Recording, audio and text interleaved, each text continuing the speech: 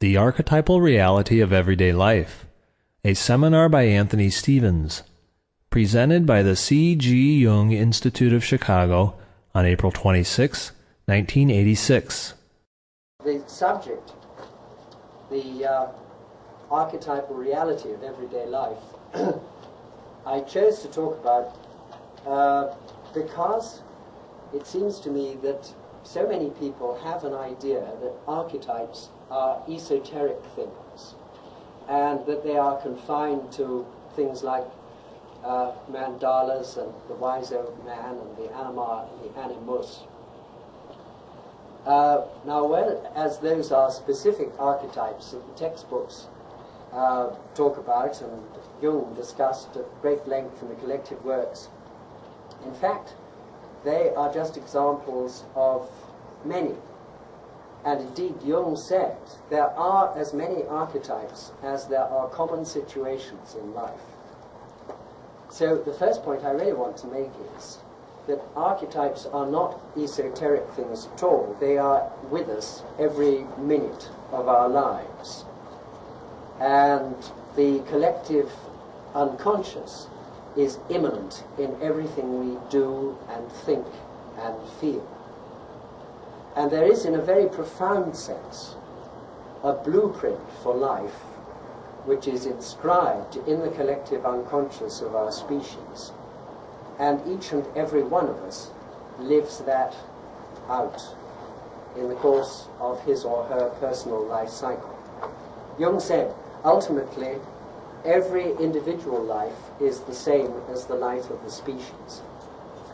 You see, I think one of the great fallacies of our epoch is that we tend to think of our times, our historical times, our 20th century, as in some extraordinary way unique and unprecedented.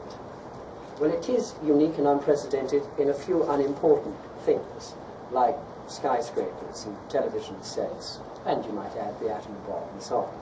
But in all essentials, we are the same creatures as we've always been. We know that Homo sapiens has been around for about 500,000 years, and we certainly know that Cro-Magnon people have been around for between 50 and 70,000 years, which is us. So, in fact, we haven't evolved. We still have the same brains and the same psychic archetypal structure as Paleolithic men and women. So when we think about archetypes, we really have to take that immensely wide, almost eternal vision of our species and see that all the crucial facts of human life, being born, being mothered, exploring the environment, acquiring language, playing in the peer group, approaching puberty, passing through puberty into adolescence, being initiated, reaching the point where one adopts an important role in the economy of the tribe or of the community, mating, child rearing, passing on into maturity, advanced maturity and old age. These crucial experiences, which we all share, have been the lot of all human beings ever since our species began. So that the crucial experiences of life are really fundamentally the same. All that we do is each and every one of us work out our own set of variations on these basic archetypal themes. Now, these are all points which I make in my book, Archetypes, and there I tend to look at it very much from the point of view of patterns of behavior, simply because I was very much at pains to draw the great similarities which there are between Jung's theory of the collective unconscious and archetypes of the collective unconscious and other people like the ethologists, like Konrad Lorenz, and people like Noam Chomsky in linguistics, and people like Robin Fox and Lionel Tiger in anthropology, who are all using essentially the same sort of concepts that we are using in Jungian psychology, but they never give any credit to Jung for it, although he was really first on the scene.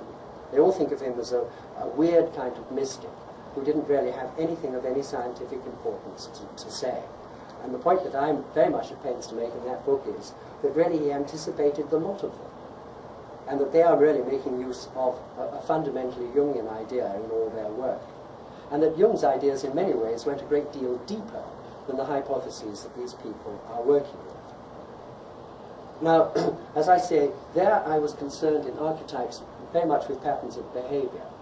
But archetypes, of course, manifest themselves in images and ideas and emotions and symbols, which tend to crop up all over the world at different times in history. And that is the subjective level. The objective level is in behavior and speech, but the subjective level is much more at the symbolical level. And that too can become objectified in art.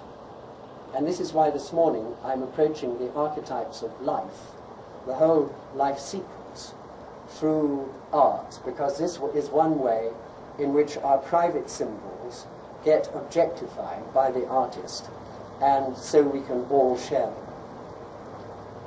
them.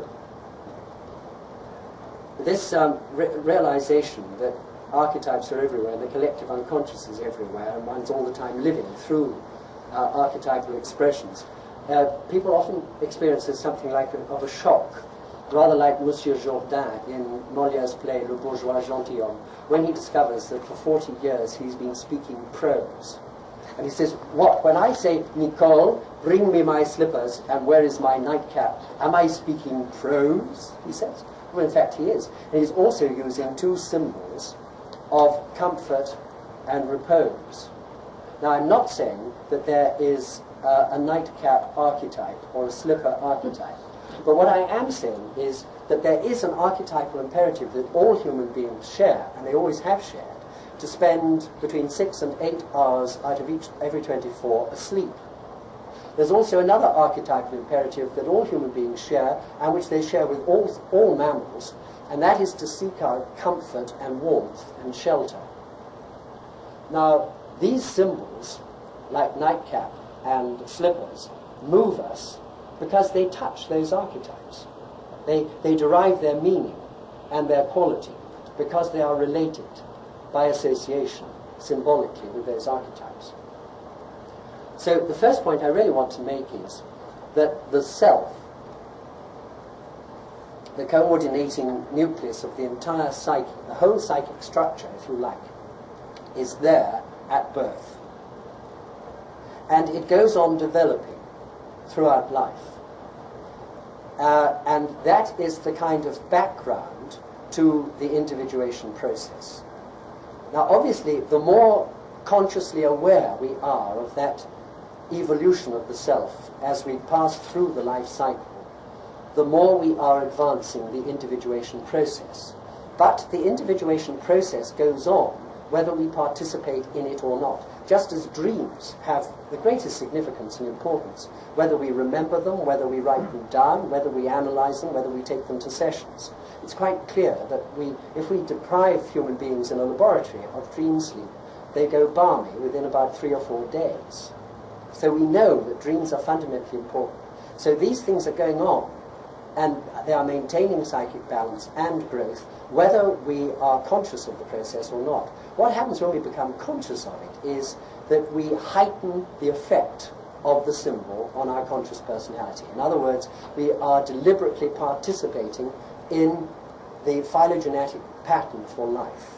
And we are experiencing our evolution, our phylogeny as a species, in our own individual lifetime.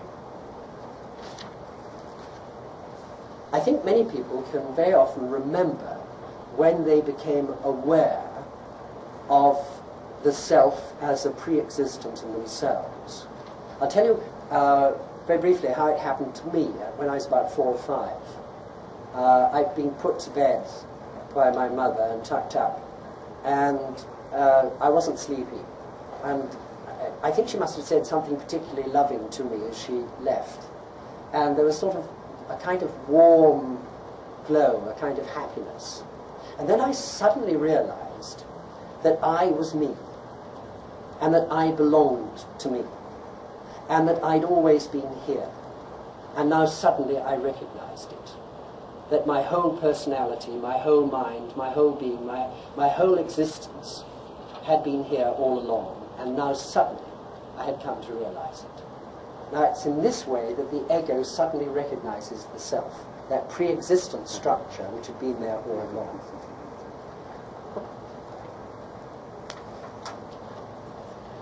You see, what one comes up against with behaviorists and academic psychologists is that they are all quite prepared to believe that the life cycle is pre-programmed physiologically and anatomically. They quite accept that whatever one does about it consciously, whatever one's personal experience of life is, that one is born as a baby, one grows up during childhood, at puberty certain biochemical changes occur, one goes into maturity, one becomes reproductive, one becomes old, one begins to shrink, one's hair falls out and goes grey, and one becomes wrinkled, and one dies.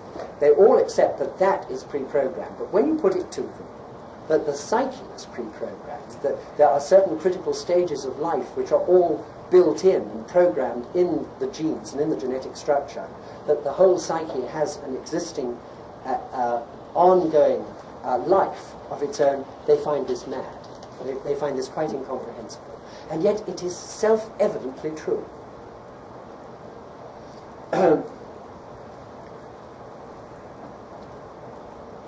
So really what I'm saying is that the human individual is certainly not a tabula rasa or a blank slate.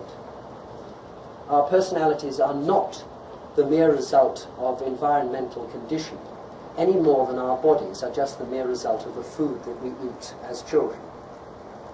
And what absolutely fascinates me is the way in which the micro-history of the individual is grafted on to the macro-history of the species. You see, what seems to us, this is where the behaviorists got into it, and this is where the academic psychologists have got hold of it. You see, it seems to us as if our own history is the whole story. But in fact, it's only the end result. What has happened is that we have a kind of biophysical system with a built-in biological clock. And as the clock ticks away, so this system accepts and incorporates into itself the personal history of each and every one of us.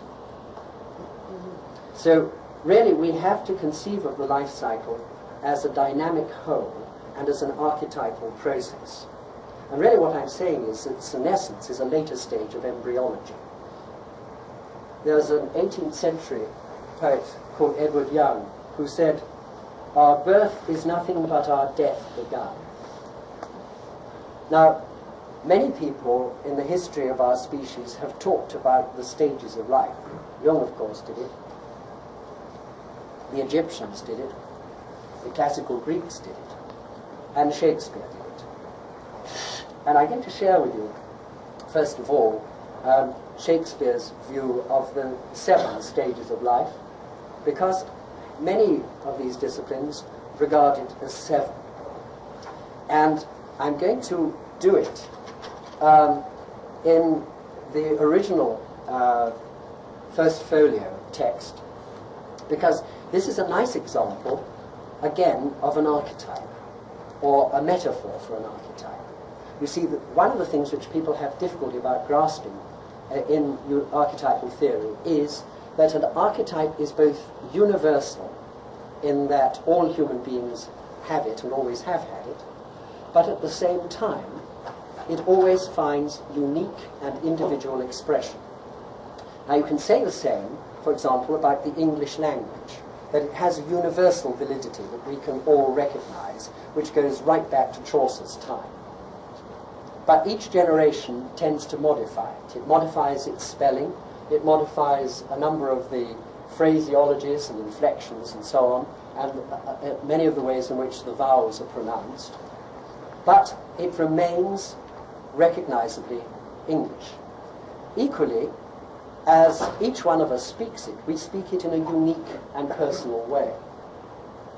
This is Shakespeare in English at the time of Shakespeare, and I'm going to read it to you in the way that the scholars imagine that Shakespeare in English was spoken at Shakespeare's time. A great friend of mine is a specialist in working out how English was spoken in the past, and she's taught me how to do this speech. And again, you will notice how different it is to contemporary English speech, and yet it is instantly recognizable as English. And it goes, "All the world's a stage, and all the men and women merely players.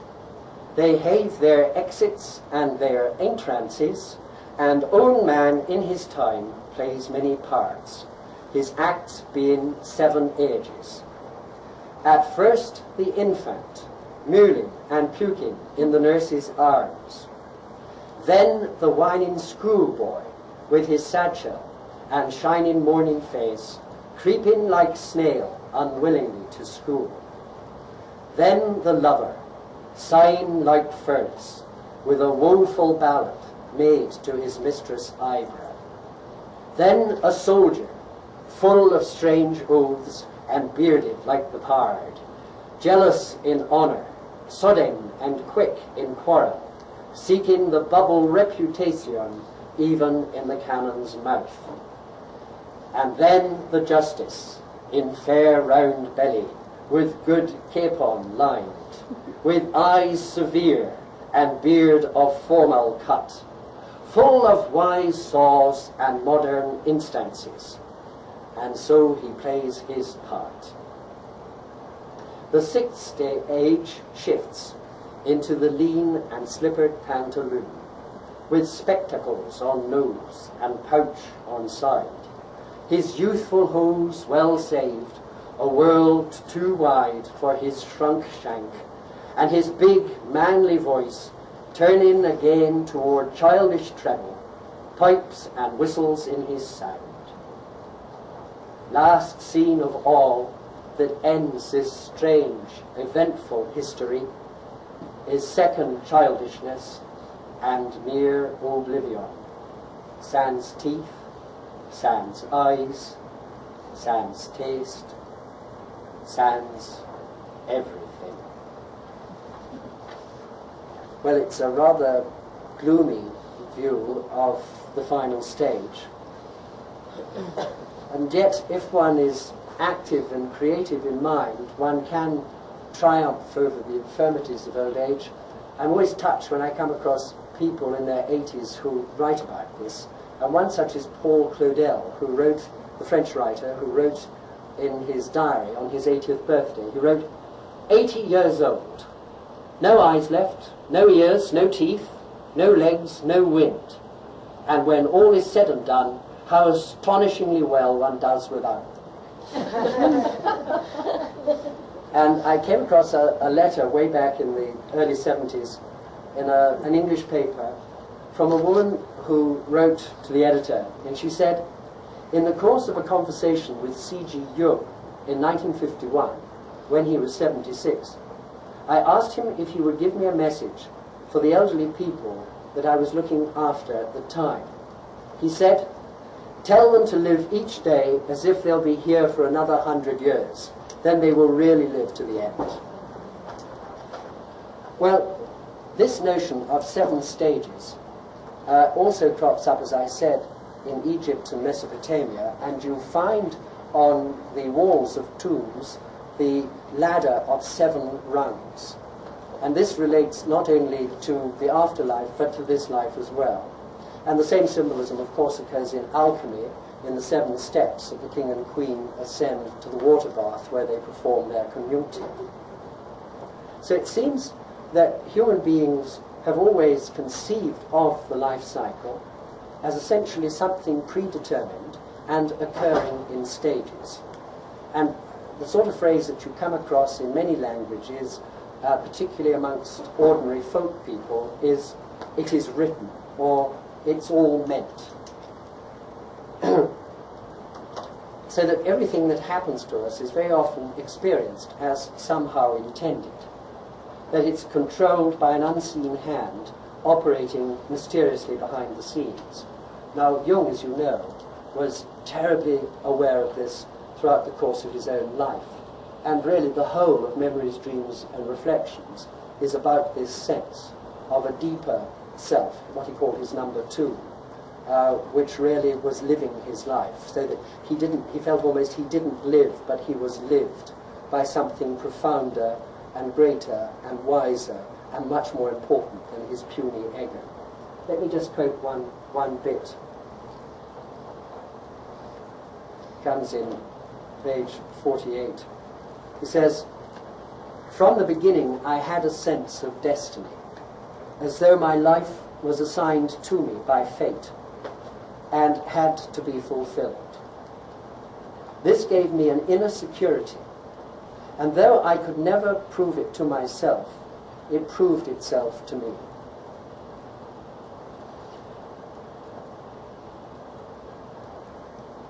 So, you see, each one of us is living out a script, which in a sense is already written, not in ink, but in DNA.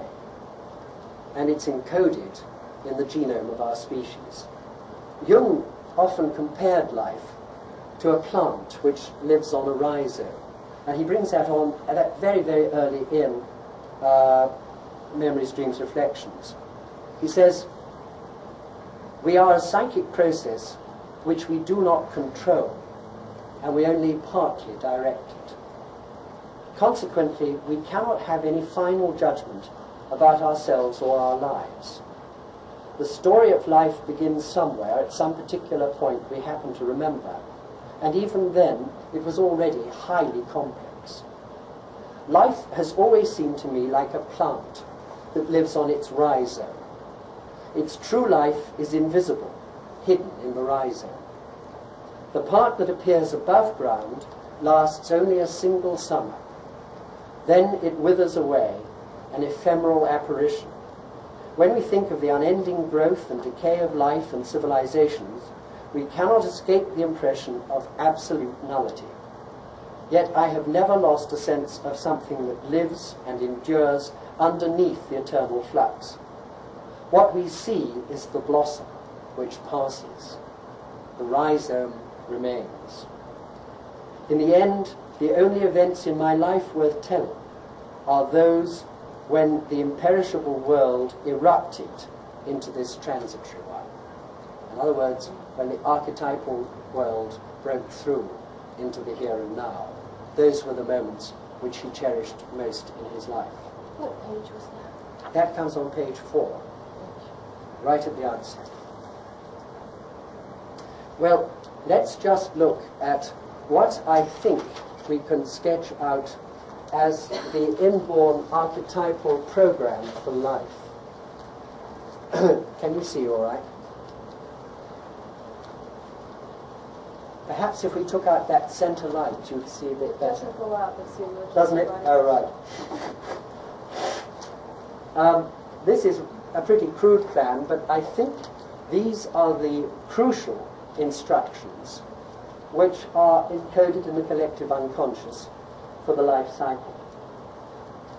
And you see, each of these things comes in, is sequentially triggered as the life cycle unfolds.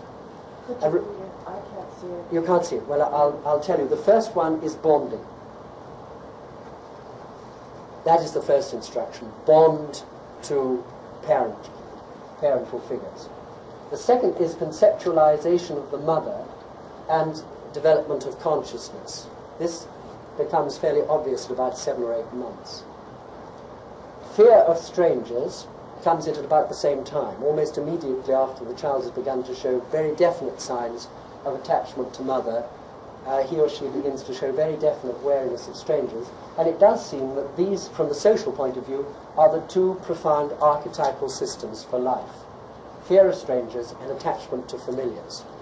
And this is at the bottom of all the dichotomizing that goes on throughout life between the in-group and the out-group. And this is absolutely at the bottom of all wars, all pogroms, terrorist outrages, and so on. This distinction that all human beings make, that our group is sacrosanct, but the rest are fair game. Then, locomotion. exploring, the instruction is explore the environment, get very familiar with it, but use your mother as a secure base. Whenever you go away, keep looking back to make sure she's there. And if you go out into the corridor and you turn around and you can't see her, keep scurrying back to make sure that it's okay. And if you suddenly hear a noise, or you're hurt, or you're in pain, or you're frightened, then go scuttling back to as far as your little limbs will take you. Next, acquisition of language and learning the rules. I think Chomsky has demonstrated that that is there, that the human brain is wired and intimately connected up with the whole speech organs to acquire the language of the culture into which the child is born. The anthropologists are increasingly coming to the conclusion that children are innately programmed to learn the rules of their culture because they acquire these rules as quickly as they acquire the language. Then peer play, which is terribly important, a preparation for adult life, the physical, sexual, social and economic roles that the child is going to play. And we do know that children who are deprived of peer play are very much at risk, and very often people who come into analysis or who come into psychiatric treatment because of neurotic disturbances are not only people who may have had disturbed relations with their parents, but very often they're people who have been deprived of peers. Next, a very important thing is story, in that all children adore stories, and in all cultures they are told stories, and these too are a wonderful preparation to meet the challenges of life. Then puberty initiation. All cultures, it seems, do it for boys. Not so many do it for girls, but quite a number do. And very often vocational and puberty initiation are linked, so that a boy is not only initiated as a man, but he's also initiated as a hunter or a warrior or as a shaman. And then mating, courting, mating, marriage, parenthood. Advanced maturity, when the cultural contribution tends to be made. Old age and the preparation for death and death itself. All that is built in to the life cycle. Now, that is the inborn archetypal program, but as you can see, each of these stages makes very definite demands of the on the environment. And so we have now to look at the demands which the archetypal program makes on the environment if this whole story is to unfold.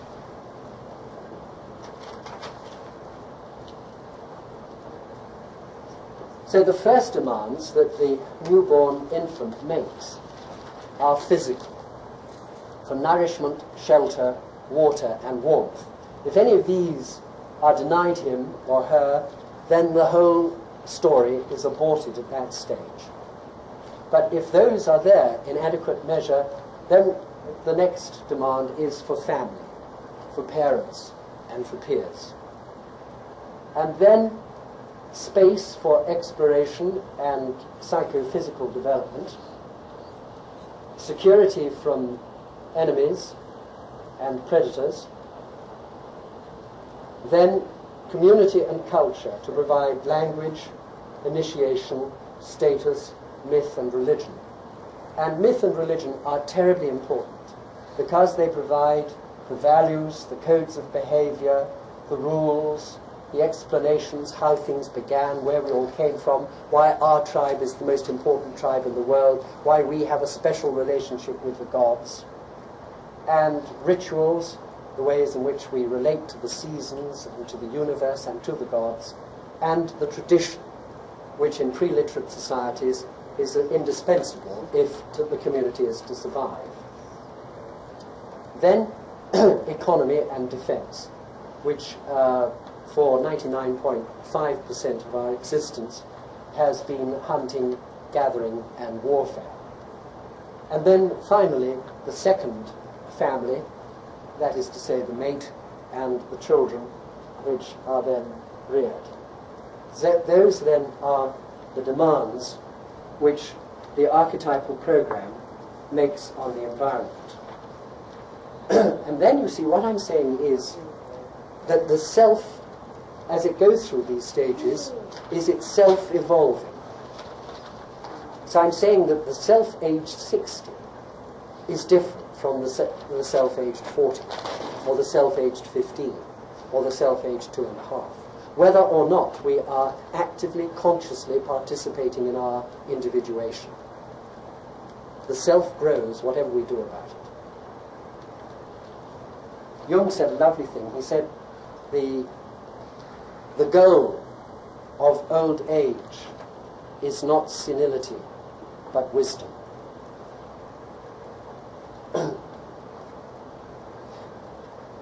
Well, before we get on to looking at the life cycle through the eyes of artists, I'd just like to spend a little time on the typical symbols which human beings have produced of the life cycle. And these symbols usually embody the notion of ascent and descent and the cycle. And perhaps the most satisfactory symbols are those which embody all three, the notion of ascent, descent, and a cycle. But common symbols of ascent, particularly associated with the first half of life, are the staircase, steps, ladder, the ziggurat, you know, the sort of pyramid with steps up it, a tree, pole, or mountain. These are all very common symbols of ascent. And some of them also in here the notion of descent, like the mountain. The common symbols of descent are the hourglass and the river winding its way to the sea. And cyclic symbols and notions of the life cycle are the seasons and the tides and the waxing and waning of the moon.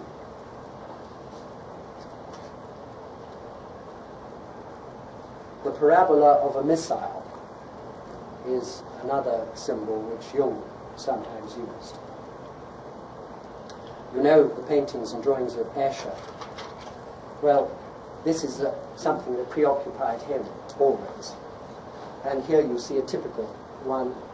You've got the idea of the circle, the cycle. You've got the idea of ascent and descent. And typical Escher, you don't really know whether you're going up or you're coming down, if you look at this. And it's not a very life-enhancing, it's a very left hemispheric view of what the life cycle is about. Look at these poor creatures marching around and around and around in this endless tramp, rather like prisoners in an exercise yard. There's not very much life in that symbol. It's a very characteristic 20th century symbol. The earlier symbols are far, far richer than that.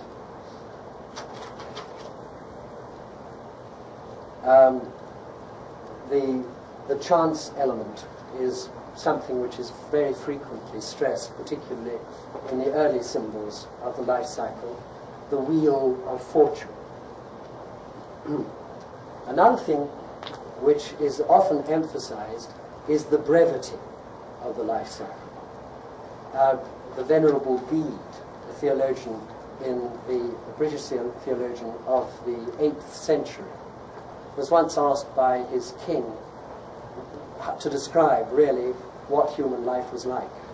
And he said it was really rather like a lark which flies in at one window of a hall in which the king and his thanes are feasting with a fire, and flies right through, from the darkness has come in through this window, flies right through the hall and right out through the window at the other end. And that for that brief moment, that little soul has experienced life, but it has come from an eternity of darkness and goes back to an eternity of darkness. Nabokov, the novelist, had a similar notion. He said, "Our existence is but a brief crack of light between two eternities of darkness." And on a lighter note, Elsa Maxwell, the society hostess, had much the same idea. She said, "Life is a party. You join after it's started and you leave before it's finished." Another idea of fortune is the lottery, that life is a game of cards, that the hand you are dealt represents determinism. But the way you play the hand is to a certain extent up to you. Another image which pays due respect to the chances of life is the journey. Life, if you like, as a one-way street. Another image is of life as a meter rule along which a slide moves. And the ego moves like the slide along this rule from the beginning to the end, measuring off the stages as one goes through it.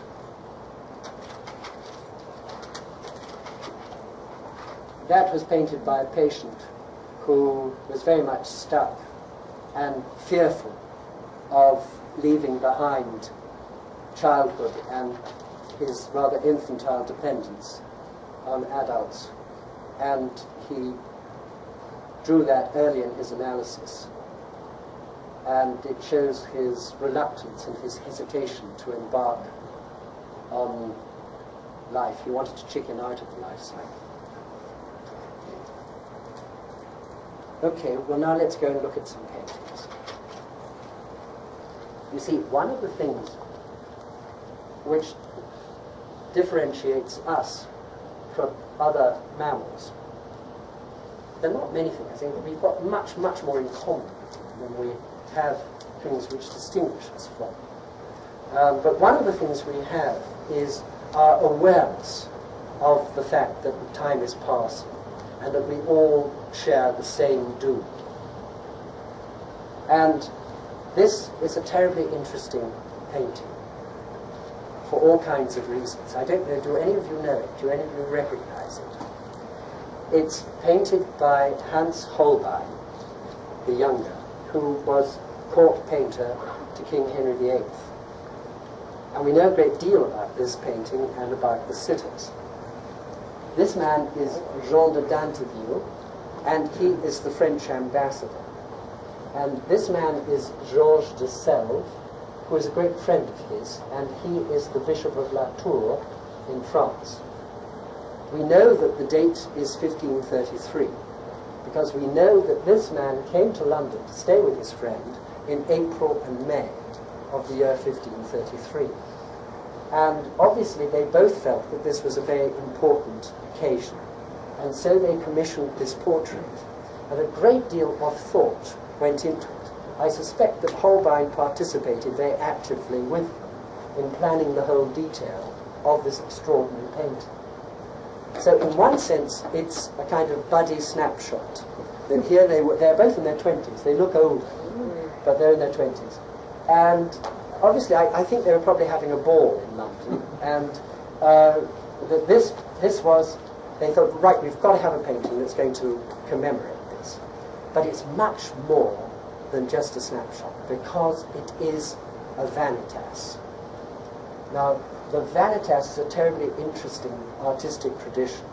It celebrates the fact that every moment is precious, and that all of us, even the greatest and richest and most aristocratic and youngest and most privileged, have to confront the same fact that we all do, that they are living on borrowed time, that flesh is perishable stuff, and that we are all terribly mortal and vulnerable. Now this painting, when one goes into it, brings all that out.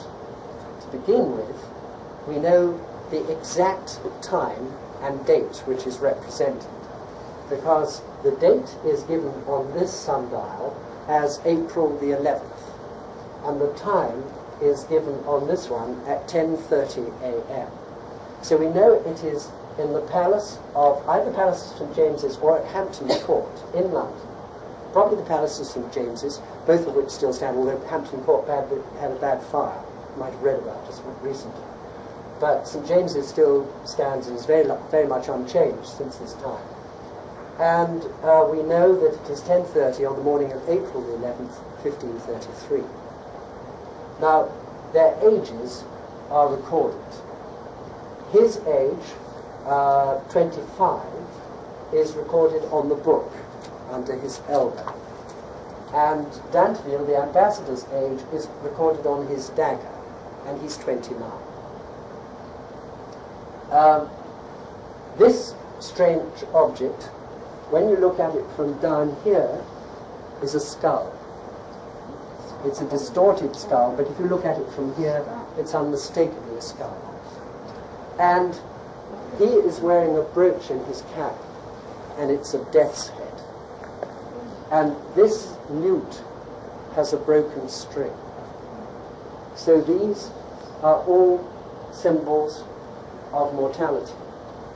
And they are sharing with us the knowledge that their days are numbered, and that time is going on inexorably.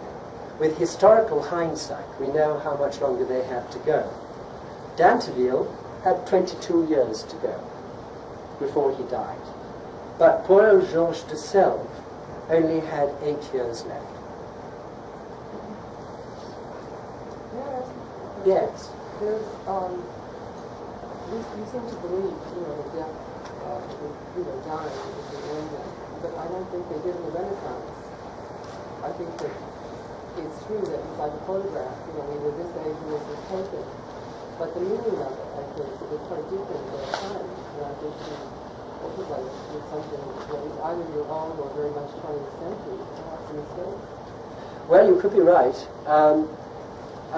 I doubt it, with all due respect, because although obviously the belief in life after death was far more current then than it is now, it's quite evident from the literature of that century and the century that came after it, that they felt that life on this earth was desperately precious. The whole of Shakespeare is infused with this sense that life, and particularly youth, is unbearably precious, and that you never know when it's going to be taken from you.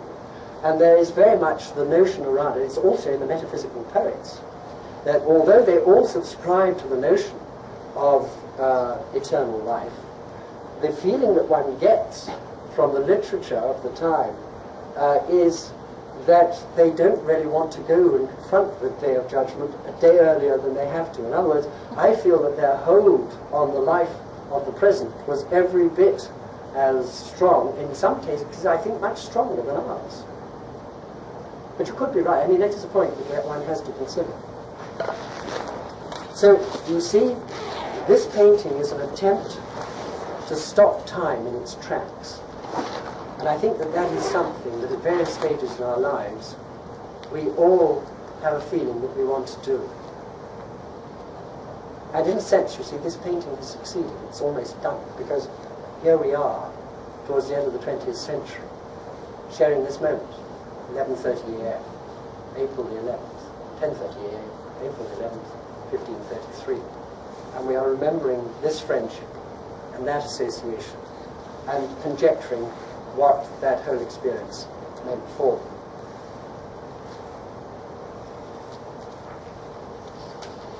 Well, let's now begin the odyssey through the life cycle.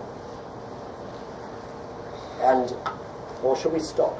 Do you want a little break before we actually, perhaps we should have a little break, and then we will really get into the life cycle through the eyes of the...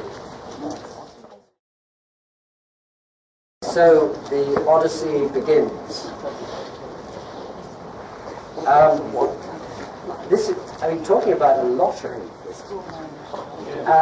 One of the things that it's very important to do is just begin to think about the statistical chances against you being you. You having the genetic structure and being the unique individual that you are. I don't know if you've ever done this, but this moment of conception and intrauterine life, the moment of conception is really the most critical moment of the lot. And just look at the statistics of it.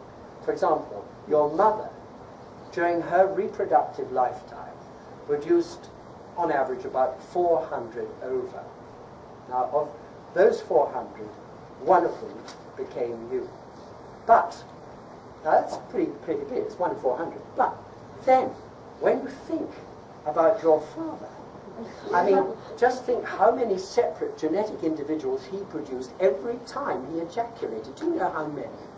About 200 million every time he ejaculated. Well, let's do the mathematics. I mean, let's assume that between the ages of 18 and 38, he ejaculated on average 3 times a week, which is pretty conservative, I would imagine. Now, that is, let's see, 200 times 3, that's 600 million a week. And 52 times that, that's 31,200 million a year, separate genetic individuals.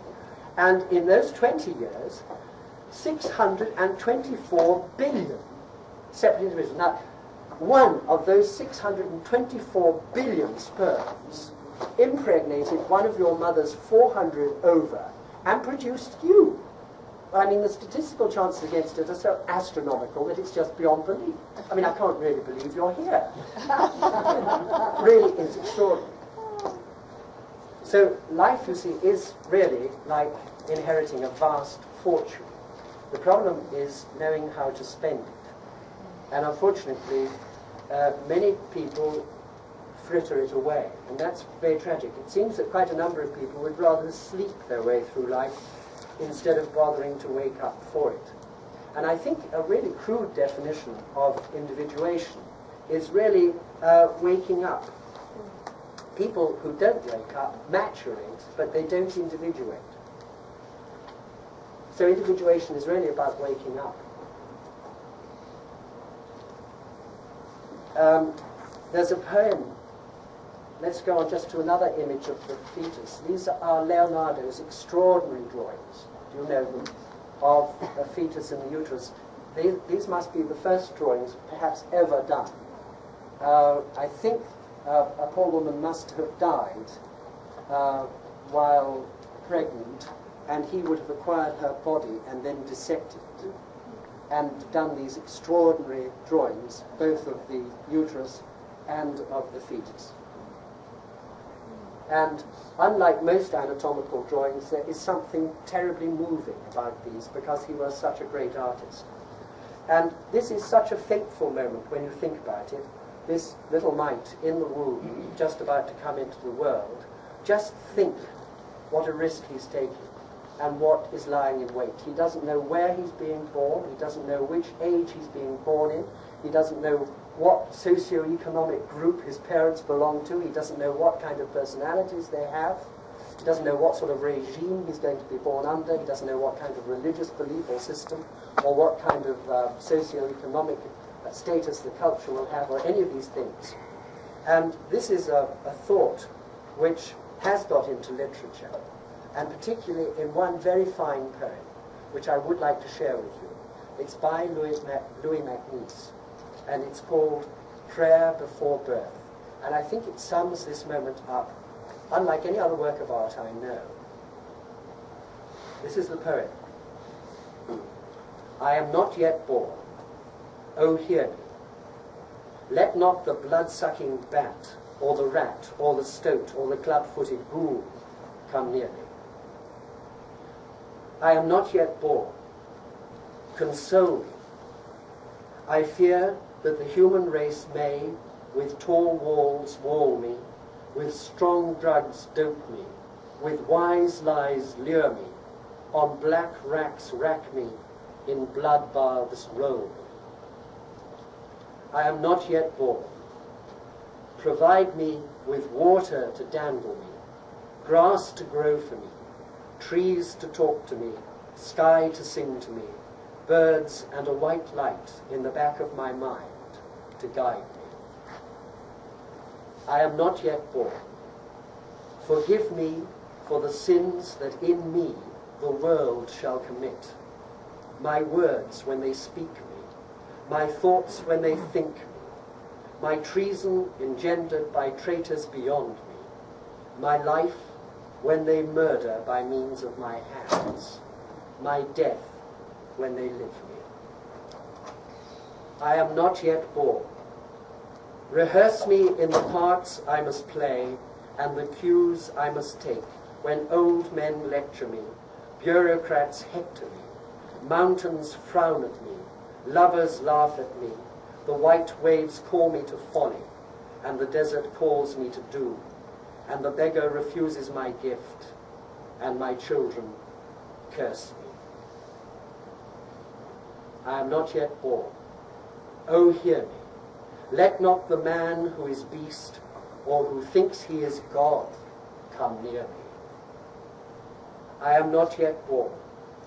Oh, fill me with strength against those who would freeze my humanity, would dragoon me into a lethal automaton, would make me a cog in a machine, a thing with one face, a thing, and against all those who would dissipate my entirety, would blow me like thistledown hither and thither, or hither and thither like water held in the hands, would spill me.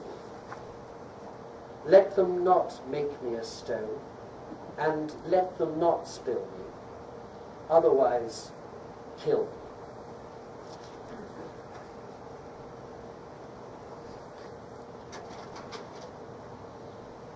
This is a little painting that I positively adore, because it's got everything. It comes from a book of Hours, a prayer book. And there's only one copy in existence because only one copy was ever made. And it was made for this lady, who is Mary of Burgundy. And she was one of the great heiresses of Europe. And in 1477, she married Maximilian, a prince. And this book of Hours commemorates their marriage. Now, the really intriguing thing about it is that the timeless and the present, the archetypal, eternal, and the here and now are everywhere in this painting. You see, here she is reading the book of Hours that we are in fact holding in our hands and looking at. She has it in the picture.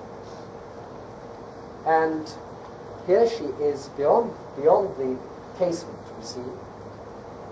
There is her meditation. There is her active imagination. She is contemplating the mother-child phenomenon, and in particular, the Virgin and the infant Jesus. And here she is, a lovely sort of double take, or a dream within a dream, on the other side, and we see her meditation taking place in this framework. And it's as if on this lovely, silvery, Flemish afternoon, the Virgin and the infant Jesus have just dropped in for 10 minutes or so that she and Maximilian can pay their homages. But again, there's this lovely other double take. You see, under her elbow, she has the self-same book of Hours. So we've got it in our hands, she's got it in her hands, and in her meditation, she also has it under her elbow. And here are the angels. There's a little dog, a symbol of fidelity again.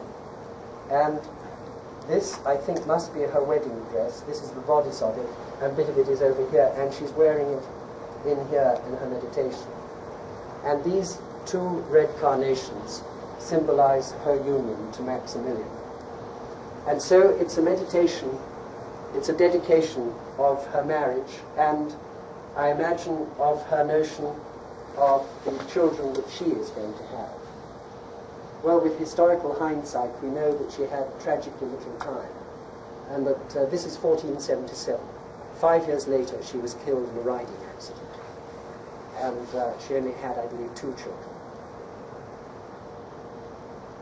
But what I love about that picture is the way in which the timeless and the present, the eternal, the archetypal, and the here and now are both represented. And Jung, you see, said that to be really alive, one has to live on 2 planes simultaneously. One has to hover between the eternal, the number 2, and the present, the here and now, the number 1 personality. If we fail to do this, our lives lack intensity and meaning. Now, people who lived truly within the tradition, the contemplative tradition of Christianity, did it all the time. And anybody who follows some kind of spiritual discipline knows this secret of how one can be in touch with both realms all the time. And this is one of the reasons why I'm going through the life cycle with you with the aid of paintings, because I find that one of the ways in which I can do it for myself is through the contemplation of great works of art. I find that it evokes the number 2 personality in me in a way that sometimes, well, much of the time, it is quite inaccessible to me. But through some of these works I'm going to share with you, I've chosen them specifically because they have done that for me, and I hope that some of them may do it for you as well. But this is certainly one of them.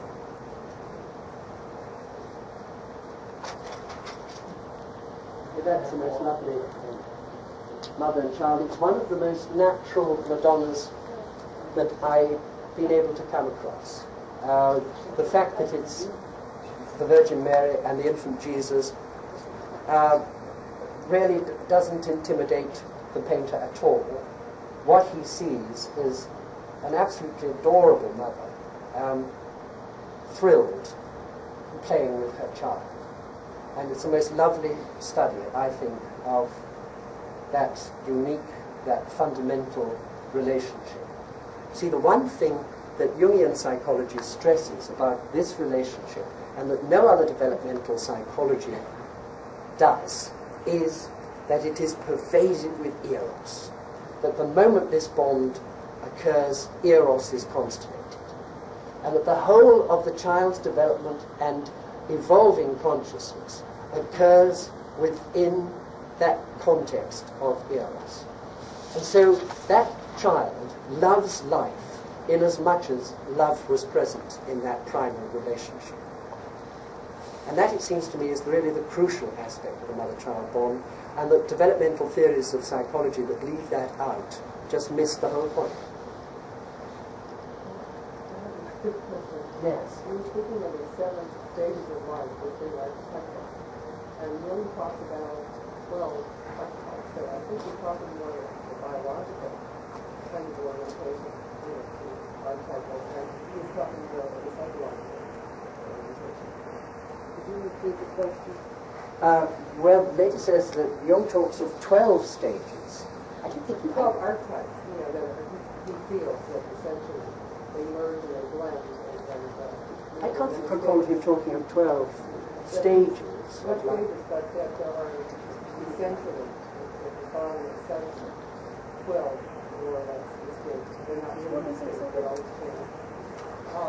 And so, well, I think that the number of stages of life, there are many different ways in which one can parcel up these stages. Well, these aren't stages, they're patterns of being. I'm sorry, I didn't quite understand then the point you're making. Well, just like you're saying, using Jung to build on, you're talking about 7 stages. I recall, his talking more about psyche, not so much biological stages. Well, he does. It's true he doesn't talk about 7 stages in his chapter on the stages of life. You can divide them up into two stages. He certainly talks about the 2 stages of life, the first and second stage. One could also divide it up into 4.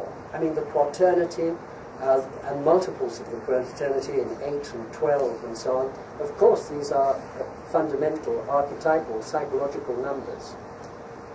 But let's not get too precise about that. This is just a little Victorian girl. It's called No Walk Today. She's all ready to go out for a walk, but there's rain on the window pane, and she can't go out. This little girl was painted by Sir Joshua Reynolds. He was painting her brother, who was several years older. She was only 2.5, and she came bouncing in, all dressed up to go out for a walk. It was winter. And she came in and said, "Paint me, paint me, paint me." And he found her so enchanting, he said, "All right, I'll paint you." And so he did. Now, this is a wonderful painting, which I'm sure a number of you will recognize. It's by Velasquez. It's called Las Meninas, the Maids of Honor. And it's a quite extraordinary painting. And what's happened is that the little Infanta has come bouncing into the studio with her attendants and her dwarf and her dog. And it's marvelous. You know how little girls are when they come into a room at this age. They sort of, you know, I've arrived, you know, life can start. I mean, here I am. You poor people, I know how terribly dowdy it must have been, how awful for you, but now I'm here. It's all right. And she's done that, and he's caught this moment. There she is with her dress, and she knows she's gorgeous. And, but you see, what I love about this is the paradox, the enigma that's in it. The one person that you never see in a royal portrait is here centre stage, the artist. The two people that you always see in a royal portrait, the king and queen, aren't here, or are they? Can you see where they are? They're in that mirror. Now, this is so marvellous, you see. The king and queen are standing where you, the viewer, are standing. And instead of seeing yourself in the mirror, you see King Carlos and his queen. So what has happened is that, again, by the alchemy of art, a moment of time in history has been trapped. And we have intruded into that most, I mean, they were gods and goddesses, royalty at that time.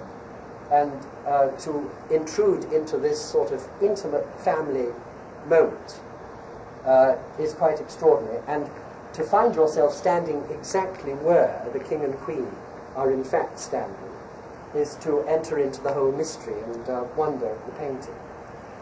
It's also enhanced by this character who's just going up the stairs and who turns around and looks back into the room. And he too is sort of reflected, or he too almost might be one's shadow. There's something rather mysterious about that figure, isn't there? Do you see? And the way he's just standing there, hesitating. He's got nothing really to do with what's going on, but he is the observer. He is looking. He is being conscious at that moment. But it brings up also the whole question of reflection.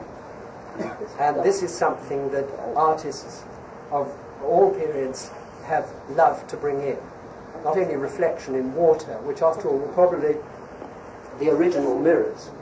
The first mirrors that humanity had were water. And that image was numerous because we didn't understand about reflection. And it seems that pre-literate human beings regarded the reflection in water as an image of one's soul. And also that one could see the future in water. That night states of consciousness, trance and so on, and unconscious states, dreaming, are all associated symbolically with water. And the idea that one can learn more about oneself and one's fate from looking into water and studying one's reflection is so universal that it has a word that the ethnographers use in their index. They call it hydromandia. It's perceiving the future through looking into water.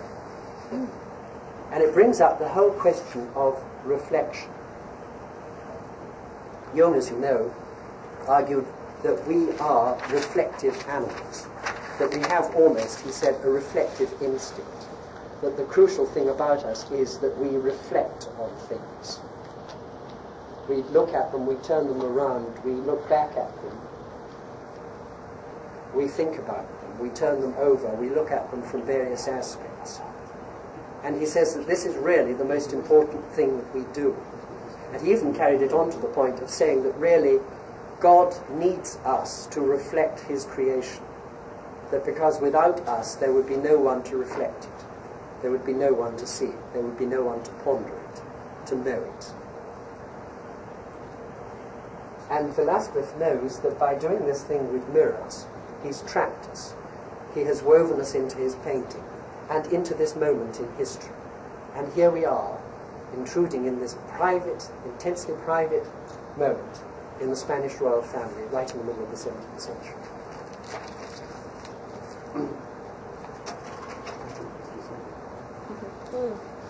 This is by Sir Joshua Reynolds. It's called Miss Bowles. What do you feel about this little girl? What I would like you to do is emote. Forget your left hemispheres, let your right hemispheres have a treat. Use your intuition and your feeling, and just express what feelings she brings up. I get the feeling that the dog is in heaven. The dog, and the more... Well, bless him. I mean, she loves him and he loves her. I mean, he obviously loves her as much as she loves him, because she's practically strangling him. He's perfectly happy. He'd much rather be with her than not. Yes, anything else about her? Yes, what is it about her that makes you want to hug her? Well, that's right. You see, we know a lot now, thanks to René Spitz and various other workers, what it is about young children that turns on the parental instinct in us. You know that Konrad Lorenz talks about sign stimuli in the environment, which release in animals the innate releasing mechanism. So that if I'm a male stickleback and I see a female stickleback with a swollen belly swimming into my territory, I immediately go off and start flirting with her and doing a zigzag dance. So that the sign stimulus, a female with swollen belly, has released this archetype in me. Well, we know that quite a lot of that sort of thing goes on in the relationship between mothers and fathers and their children. And one of the things that we find irresistible about children are the cheeks, their chubby cheeks, and their big eyes, and the size of their heads in the relation to their little bodies, and also their hands and feet. But one of the interesting things about this picture, of course, is her dog. And this dog is really what Dr. Winnicott would call a transitional object. Do you know about transitional objects and what they are? Well, I think they're very interesting. It's not Jungian theory, it's really object relations theory. But it's a useful concept. You know that children, most children, love to have a teddy bear or doll or a piece of cloth or a piece of rag, and they won't be separated from it. And to send a child to bed without that is really very cruel. I mean, they cry and they hate it. They must have it. Well, Winnicott was very interested. What does this represent? What is it? And he came to the conclusion that really it symbolized either the mother or, of course, being object relations, had to bring the breast into it, that it represents the breast.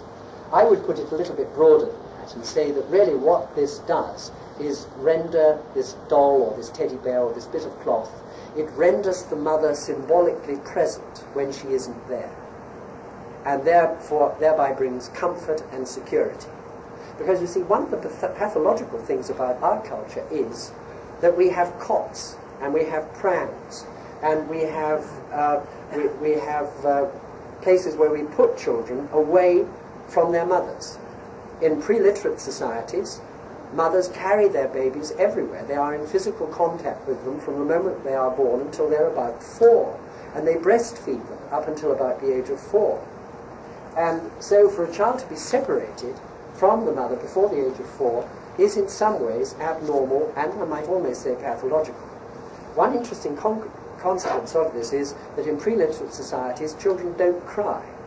It's very rare. And if a child does cry, then everybody's very concerned about it, and they rush around thinking, what the hell's going on? Why is it? Why is this child crying?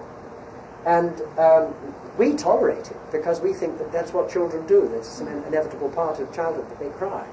But the main reason, I think, probably for this crying is that they know that the archetype is not being honored, that there's this physical separation which is there. So that's why they need something to make the mother symbolically present when she isn't. Now, this has great significance, too, for art. You see, a transitional object, like a cloth or a woolly toy or a little woolly animal that one loves, is our first experience of investing an object with symbolical power.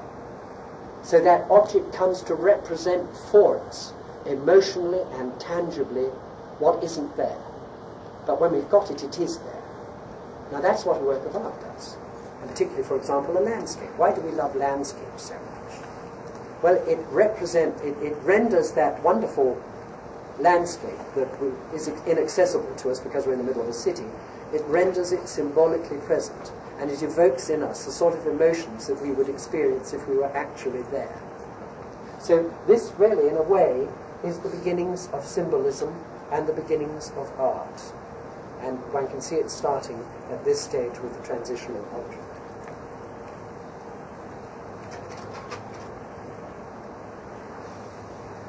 Two little boys blowing bubbles by Netscher, 17th century painter.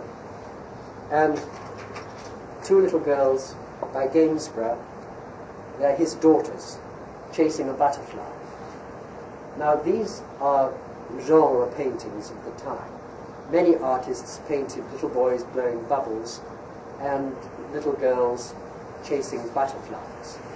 Have you any idea about this symbolism and why this should be something that people delighted in painting and possessing? Why bubbles and butterflies? Any suggestions? They're both kind of ephemeral. Very ephemeral, exactly, like childhood itself. And how intensely, you see, we experience everything in childhood. There's something I want to share with you about that. The intensity of childhood and the shortness, the brevity of it, and the miracle of it, and how filled with art it all is. John Masefield, poet, wrote, "In those days as a little child, I was living in paradise and I had no need of the arts. And the arts are at best only a shadow of paradise." You see, art is in some ways the adult substitute for childhood. And Jung knew this. And when he felt blocked, when he felt that his creative life had just gone into the unconscious and become inaccessible, you know, he would go into his garden and play as a child. He would dam up streams. He would build villages with stones and pebbles. He found it rather humiliating to do, but he found that that was the only way in order to bring that creative life back to him. But just to return to the intensity, the power of feeling in childhood, there's a wonderful letter which has survived from the 2nd century AD, written by a little Greek boy called Theon to his father, who was also called Theon. And he must have been, I suppose, about 5.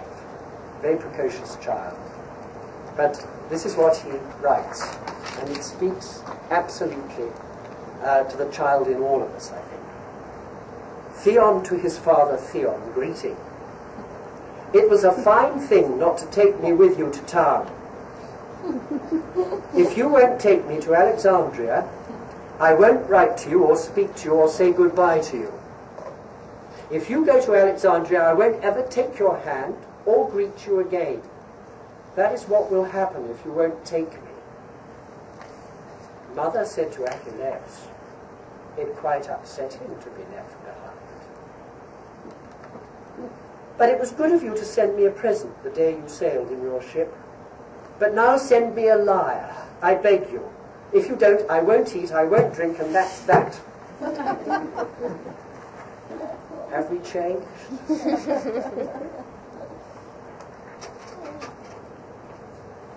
Now, this is Bruegel. Most extraordinary painter. What an extraordinary painter he was. You see, he really wanted in his art to encompass all life. And he was really the first painter to take the life of ordinary peasant people profoundly seriously. All painters before him have really only been interested in the great and in the religious and in the myths. But Bruegel was interested in the commonest and most ordinary people, and everything about life fascinated him, so that he had a kind of encyclopedic attitude to everything that he did. And this painting is a complete inventory of children's games of the 16th century. And many of them are still played to this day. And heaven knows how long they've been in existence before that. But all the immense vitality and inventiveness and the imaginative wealth of childhood is there. You see, childhood is the one period in all cultures which is relatively free of toil and responsibility, and when imagination can be given free rein in the service of joy and exuberance. And I think that is why we, all of us, have a nostalgia for childhood. But one interesting thing about childhood is that children don't want unbridled freedom. They want rules.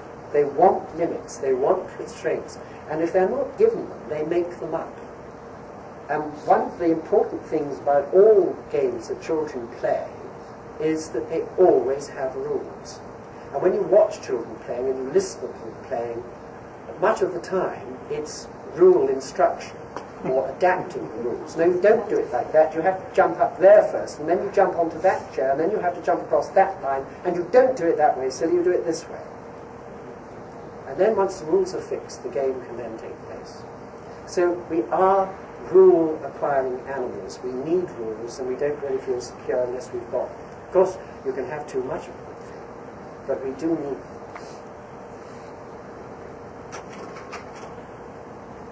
So we move on a little bit further in life. This young lady of the 16th century in Burgundy, do you notice a trick that the painter has done with the frame? That's right. It's very cunning, isn't it? It's very ingenious. It really does make her feel that she's in the room, that she's not in a painting, but she's real, she's tangible, she's there. But you know, she's got something in her hand which is indicating. And I'm not quite sure what that is, but she's obviously telling us something. And I suppose it's telling us something about the constellation of the planets, or something at the moment of her birth, or something of that kind. And I wish I could read that, but the way she's looking at us, there's almost a kind of urgent need to communicate that message to us. I don't know if anybody has any kind of intuition or notion. I think it's an astrolabe. An astrolabe, yes. An astrolabe. Astrolabe. And that would tell us what? The position of the planet. At the moment when she was born, presumably. She looks depressed, and I suspect she's indicating the astrological difficulty that she's up against. The aspect that's the problem at the moment. I see. That's an interesting idea. Very good. What do you feel? Now, he feels she's depressed. Anybody else have any other feelings about this girl? It's anxious. What? I feel she's sort of anxious. Anxious. So all is not quite well in this child's world, you feel. Something's very... She's showing how she's afflicted.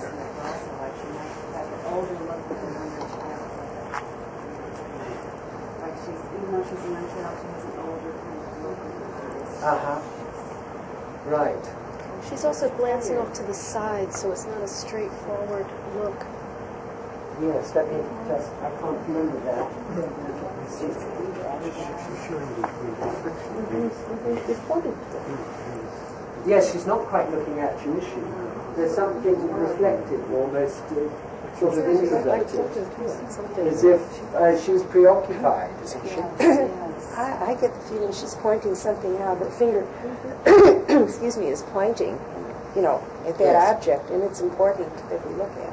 Oh, absolutely. That's what she's doing. She's signifying there. That's the affliction. That's the notion of the affliction. Right. Corresponds to the right. But no, unfortunately, see, because we can't make this dark enough. That's a sad thing. But no, she is actually, she's holding the astrolabe like that, you see, in that hand. Can you see? She's pointing at the constellation with that finger. Is that a spiral? It isn't a spiral, right? Yeah. Well, I think that's one of the orbiting planets.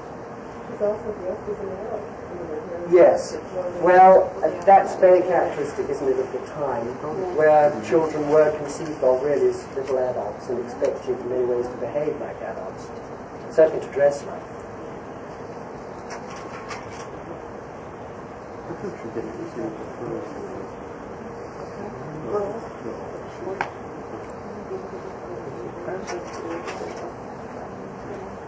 This is interesting. It's the Countess Southampton, and she was a court lady to Elizabeth I. And it's one of the finest paintings that we have of Elizabeth's court.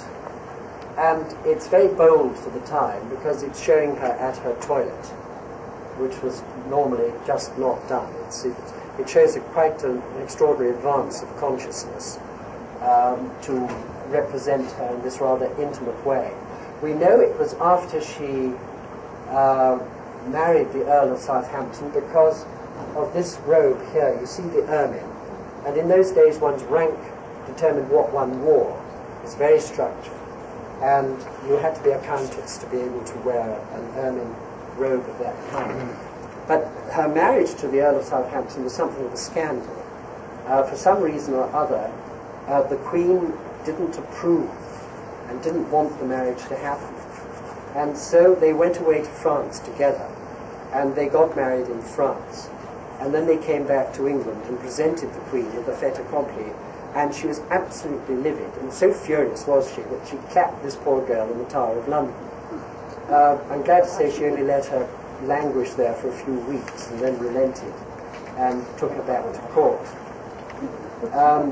But it's that Earl of Southampton that Shakespeare wrote his famous sonnets to.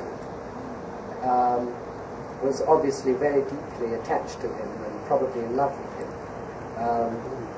before this marriage took place.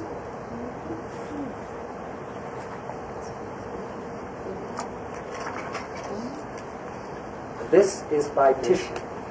It's one of his finest portraits. And it's worth dwelling on. I'm going to be showing you a number of portraits. And you may say, well, what's archetypal about portraits? And I would say to you practically everything. To begin with, human expressions are archetypally determined. You see, our faces are made up of extraordinarily delicate, intricate, and highly evolved muscles. And the purpose for that evolution is to facilitate communication. And it seems likely and probable that this highly complicated facial musculature evolved before speech, or at a time when speech was very rudimentary. And as a result, human beings from all over the planet who have no cultural relationship or interaction at all can understand the emotions and the feelings and the state of mind which somebody that they're trying to relate to is in by reading their facial expression. Now, the artist, in addition to using the common language of human facial expressions, is of course going very much further. The great artist is peering into the soul of the sitter. And so he's not only making a statement about this particular person, but through reading his face, he's making a statement about his character, his personality, his quality, the stage, if you like, of individuation that he has reached. And one can read, if one contemplates this painting, one can read a great deal from him. And one knows his psychological type, and one can build up his soul history. One can enter into his myth. What is his typology? Well, now let's start. Let us start. This is the exercise. Yes. I just had a comment that I work with blind children, and they also have the same expressions as everyone else does. Absolutely. They've never seen Absolutely. Children born deaf and blind cry, smile, stare, and the whole gamut of facial expressions is apparent in them. I I'd just like to make a comment. I never thought of it before, but all of these people were sitting for the portrait. And when a model sits for a portrait, they do get that glazed, staring look. I've never thought of it quite that way before, but sometimes, it's just tiredness or being bored with sitting for the portrait. It would be up to the artist to bring it. Oh dear, I think that depresses me very much, No, but what you're saying. never I think thought it's a of it. terribly reductive way of looking at a portrait. I think the artist would then have the responsibility Right, of giving right. the Yeah, I think back. that, you see, really, the finest artists spend months on a portrait. I mean, Picasso's painting of Gertrude Stein, she sat to him 85 times before he finished the portrait. And she wasn't very satisfied with it. She said, I don't look like that. But he said, you will do in 20 years' time. And she did. So, no, I feel that, and I'm only showing really the greatest portraits. I'm not showing you any junk. I'm showing you today the greatest portraits that our civilization has produced. And I think that these are works of immense achievement, and that immense subtlety and study and care has gone into them. So let us honor the painter and honor the sitter and do this piece of work. Tell me what you feel about him. Do you feel he's introverted, extroverted? Do you think he's thinking, feeling, sensation? Well, I think he's very introverted. Right. And I suspect he has a mixture of intuition and feeling as his first two functions. His left eye is much more prominent than his right eye. And, Is it? yeah, and also his face is quite asymmetrical. But everybody's is. Yes, but the left side is much fuller. It's an expression, but I go for thinking, because one eye, this eye over here is very appraising. It's very cool. But how about those hands? What those hands doing? Is he holding a glove? He's holding a glove, and his other hand, he's an aristocrat, remember, and he has this wonderful, languid nonchalance and poise of the aristocrat as he stands.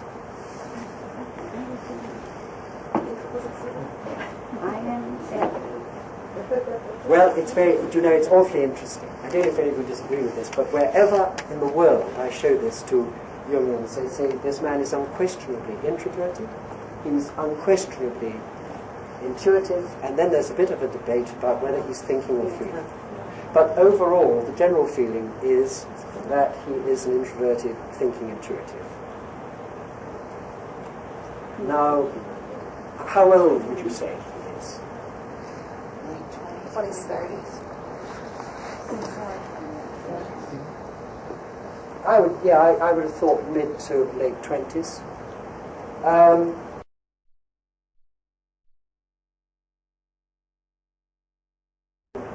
How rounded, how developed, how conscious, how aware, how filled out.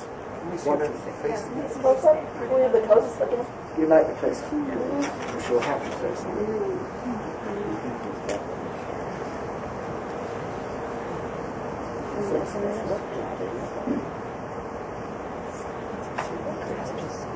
It's got a curious twist in his mouth. I mean, one thing one must say, aren't these eyes sublime? Aren't that, just look at the genius of the painting of those eyes. Isn't that remarkable? I mean, look how alive, how living those eyes are. It just moves me almost to tears, the genius that goes into art like that. He must have lived, because he surely looks like he's nobody's fool. Oh, absolutely. Right. I think you're dead right. Yes, I would go on with that. His persona is minimal. There's no...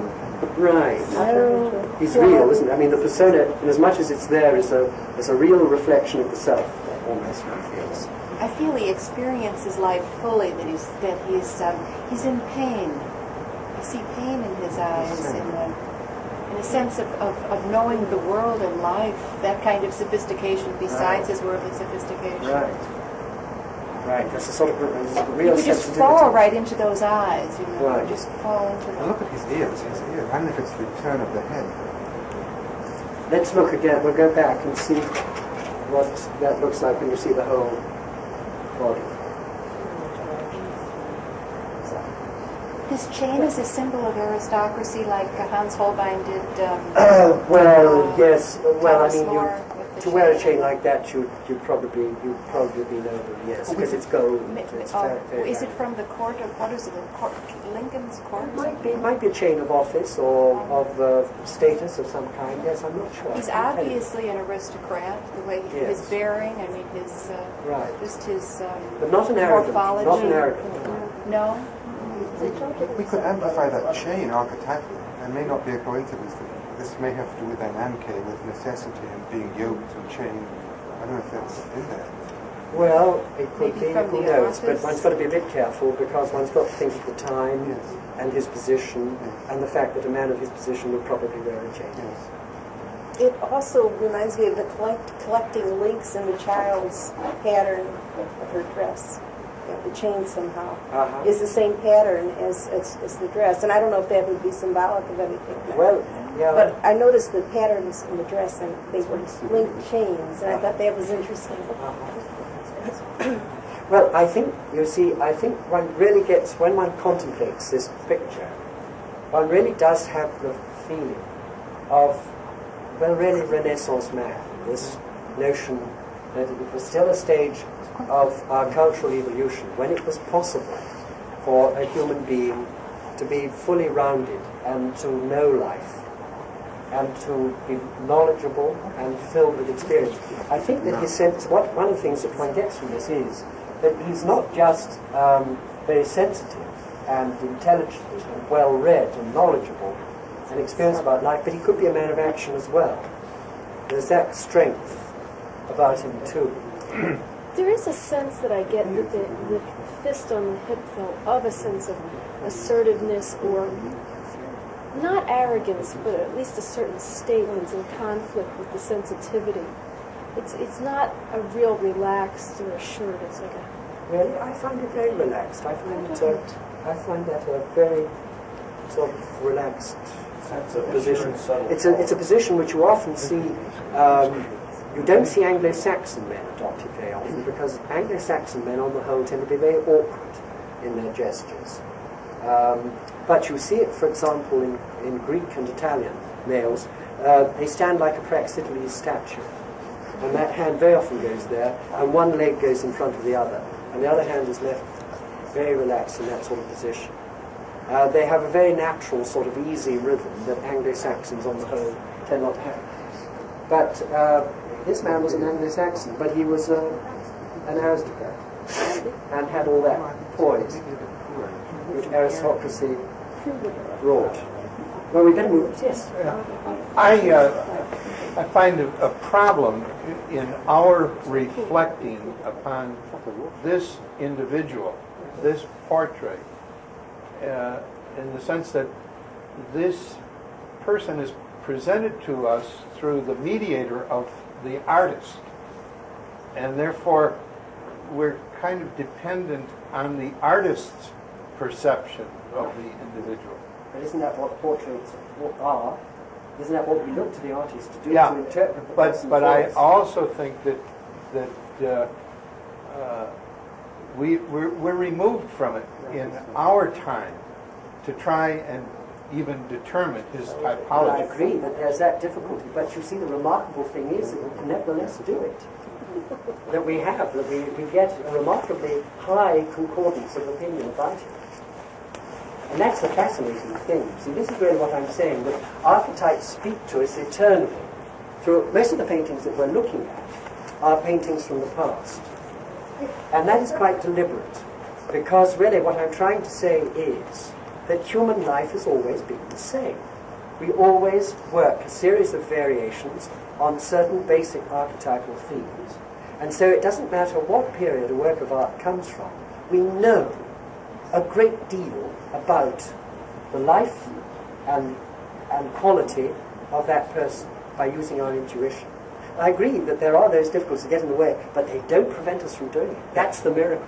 I'm not negative about this, but even your presentation, going back to the Mary of Burgundy, Yes. You were fascinated. You were describing this from her point of view, Right. and the various reflections from her. But I was looking at it from the artist, because he had to know and perceive something about her as an individual. Right. That this was her prayer life. That she was a kind of mystic in which he saw her mysticism. Right. Right, absolutely. But then that's what we're grateful to him for, because he could see it, and then he could present us with it. Well, Excuse me, who was the artist? sorry? Who was the artist? Titian. Thank you. And it's called the Young Englishman. We don't know who he was. No, I think it's like that. It's sort of like on his head, just like that. Just loosely resting on his head. Well, it's a wonderful such a wonderful picture. You see, we've spent 10 minutes, quarter of an hour. We could go on, but I think we've got so many other wonderful pictures to look at. We better proceed. Now, this is a bit much, isn't it? This is Leonardo da Vinci, portrait of Condottieri. And here you really have Shakespeare's soldier, not bearded like the part, but seeking the bubble reputation, even the cannon's mouth. And here's another one too. This is the pretentiousness and the bravado, the machismo of the soldier that Shakespeare writes about. That last one by Leonardo is often associated with Machiavelli's book, The Prince, in which Machiavelli says that the prince should have no other study and no other practice than to become highly proficient in the arts of war. That is the primary duty, said Machiavelli, of the prince. And at that time, this was a high ideal that certain men set for themselves, and you can see how much they thought of themselves when they attained that status. That kind of masculine vanity is still very much with us. I doubt we shall ever lose it. Now this, I think, is a really marvelous self-portrait by Turner. The young Turner. Strange, haunting man. I'd be interested to know what you feel, how you respond to him. How you react to that face.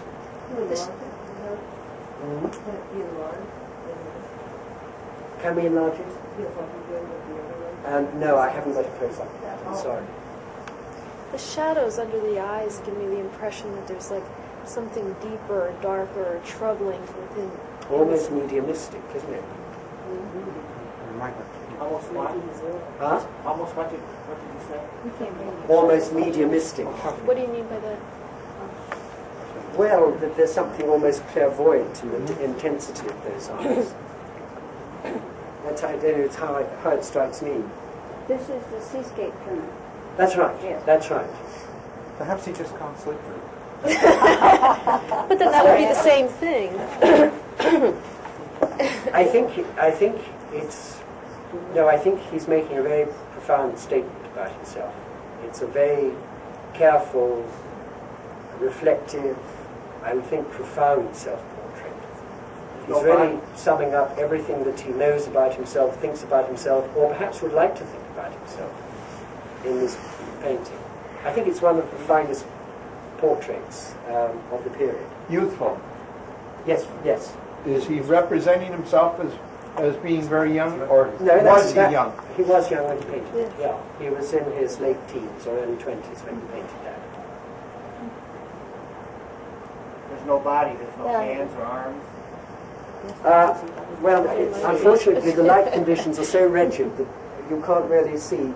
His body is outlined, but I don't think you can see the hands. It's unusual for an artist not to to show hands. Show his hands, Big it is, as isn't it? Yeah. What do you feel about his mood? What do you feel about his sensitivity? What do you feel, what kind of a person would this be to live with? Ladies. Intense. How would you feel about this man as a husband or a lover? Very animal. Interesting. Interesting, moody, A challenge. very much anima possessed, you feel? Yes. Yeah. He looks kind of playful, kind of devious, like I've got a secret, and this is what I know, kind of thing. Uh-huh. What about those lips? He's very sensuous. Yeah. And what did you say? Soft. Soft. Feminine. Yes. The eyes have no illusion. If you look at the eyes, they're not dreamy. You know, they're very down to earth. Yes. Well, they're very much the eyes of a painter that sees not only what he sees, but more as well. I mean, he's really looking into things. This is what I get from this. I know the way in which the artist is one who not only paints what he sees, but paints more than what he sees, or more than what we see. He goes really into it. He sees the meaning. He sees behind reality. Compared to the other eyes. Yes. There's a sort of burning intensity, isn't there, about these eyes, which really wants to see everything. He wants to consume the world through these eyes, I feel. The lack of facial expression focuses on the eyes. It does, doesn't it? Yes, quite. Like a child's drawing with just eyes and mouth. Right. Yes, it certainly does. I mean, the eyes are the thing that really hit you and burn you up in this painting. What do you get for typology? Yes, well, what do you think? Let's just play the typology. Introverted, extroverted, either sensation, feeling, or introvert. I don't think introverted. I did it first. This one's more difficult, isn't it? There isn't consensus about this one. Your guess is as good as anybody else's. I've never been able to get a consensus on this. Well, there must always be quite a bit of sensation in any painter, mustn't there? I think that introverted sensation types are highly represented amongst the painter class. About his mother complex. Well, I don't know enough about it. Do you know about it, Interesting that he would turn to landscape so heavily, trying to get within the bodies. He's a very interesting subject. Anybody who wants to do a study on Turner from a Jungian point of view would find a gold mine there. He is the most complicated and extraordinary fellow, as well as a great genius. I mean, if you fancy it, do it, because it's... You could well be onto something there. You might make a very interesting study. You should consider it. And if you do it, if you do it, send me a copy, because I would love to have it. I love going around the world getting people to do the work that I would like to do myself if I had the time. Now, here we get much more correspondence and agreement about the personality type. This is another extraordinary portrait. It's by Andrea del Sarto, and it was thought to be, for many, many years, it was thought to be a self-portrait. That he was looking at himself in a mirror over his shoulder and painting himself. And then that he put a book or a block of stone in his hand instead of a paintbrush. But we have a very well accredited self-portrait by Del Sarto, and he doesn't look like this at all. So it's not him, it's not a self-portrait. It's just a portrait of a youngish man of the time. Now, again, let your right hemisphere go and your feelings and intuitions, and just tell me what you think about him.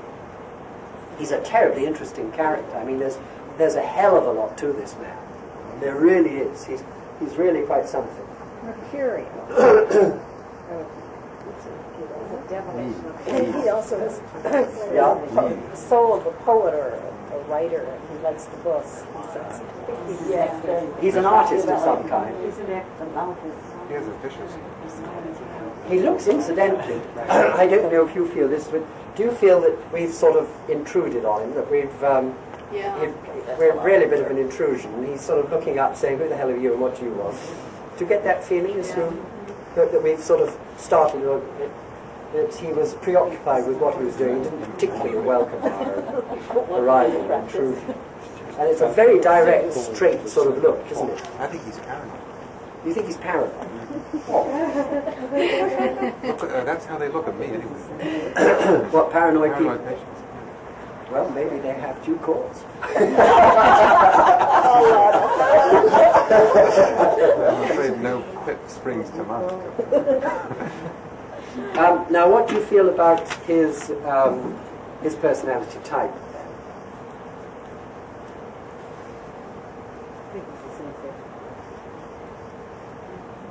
Well, there's quite a bit of debate about whether he's a sculptor or not. A number of people interpret this as a block of stone. I think it could be. And this kind of garb is what artists and sculptors particularly wore. It's a kind of smock. Painter could have worn it too. But what do you now? Just what do you get from this face? How do you emote? Again, girls, what do you feel about that face? Oh, I wouldn't trust him 1 minute. You wouldn't. He's very narcissistic, and we were talking here.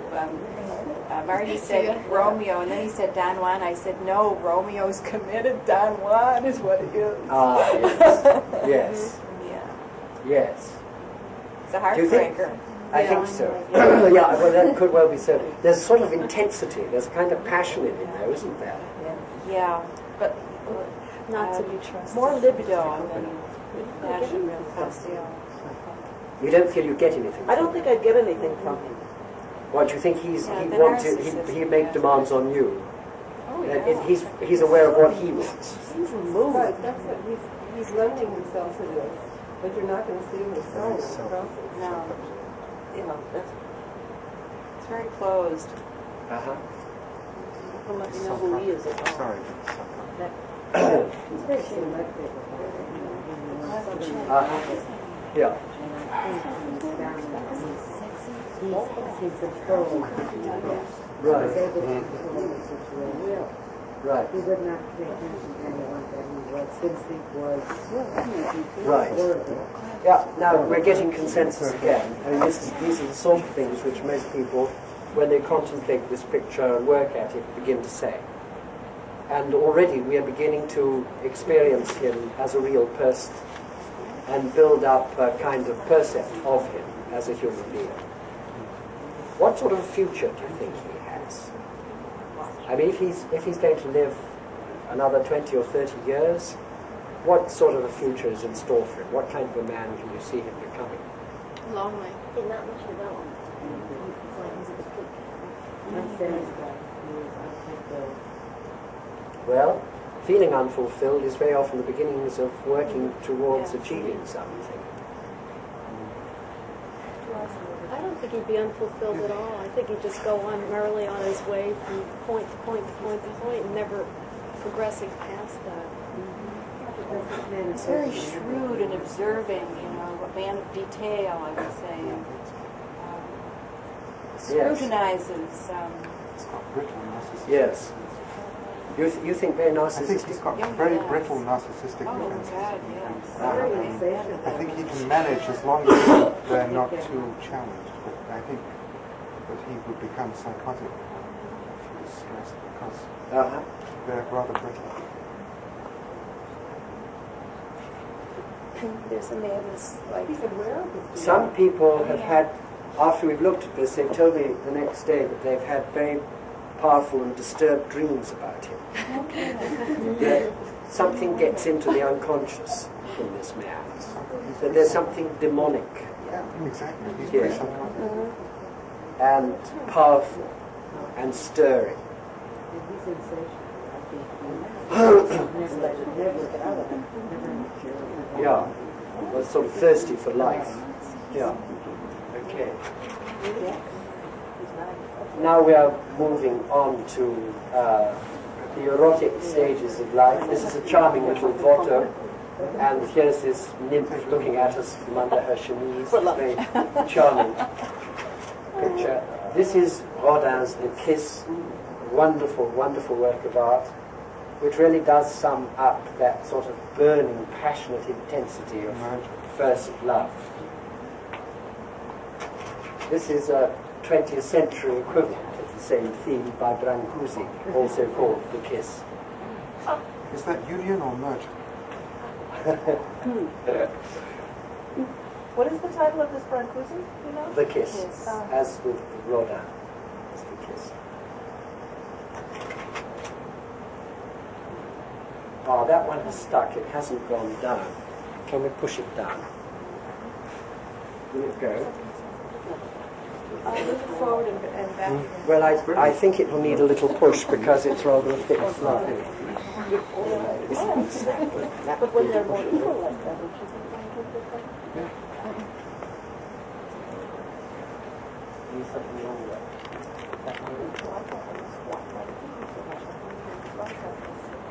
It's charming, very erotic, but I want you to see it because it's lovely. It's Greek. We've almost got enough. I'll get that shut again after that. I lost my paperclip. Oh, God. I hope we haven't jammed up the works. But it's a little Greek drinking vessel from about the 5th century BC. You get it? Oh, sorry. Got it. Do it with Tony. That's We lost it, have we? Should we go back? What, back? And forward? No. Never mind. Never mind. If we've lost it, we've lost it. Let's see what happens if we go forward. That one doesn't want to see it either. Oh, we're really jammed up now. I think we probably better lift the thing off.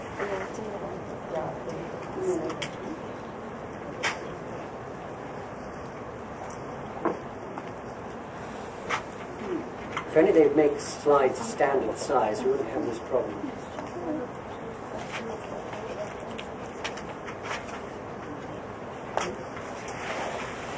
But that little Greek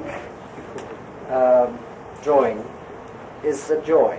It's a celebration of young erotic love, which has none of our puritanical guilt.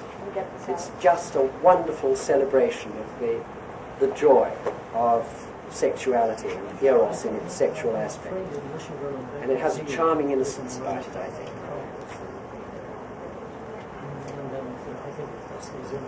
Well, while they're fiddling with it, we'll probably have coming up to the lunch break anyway.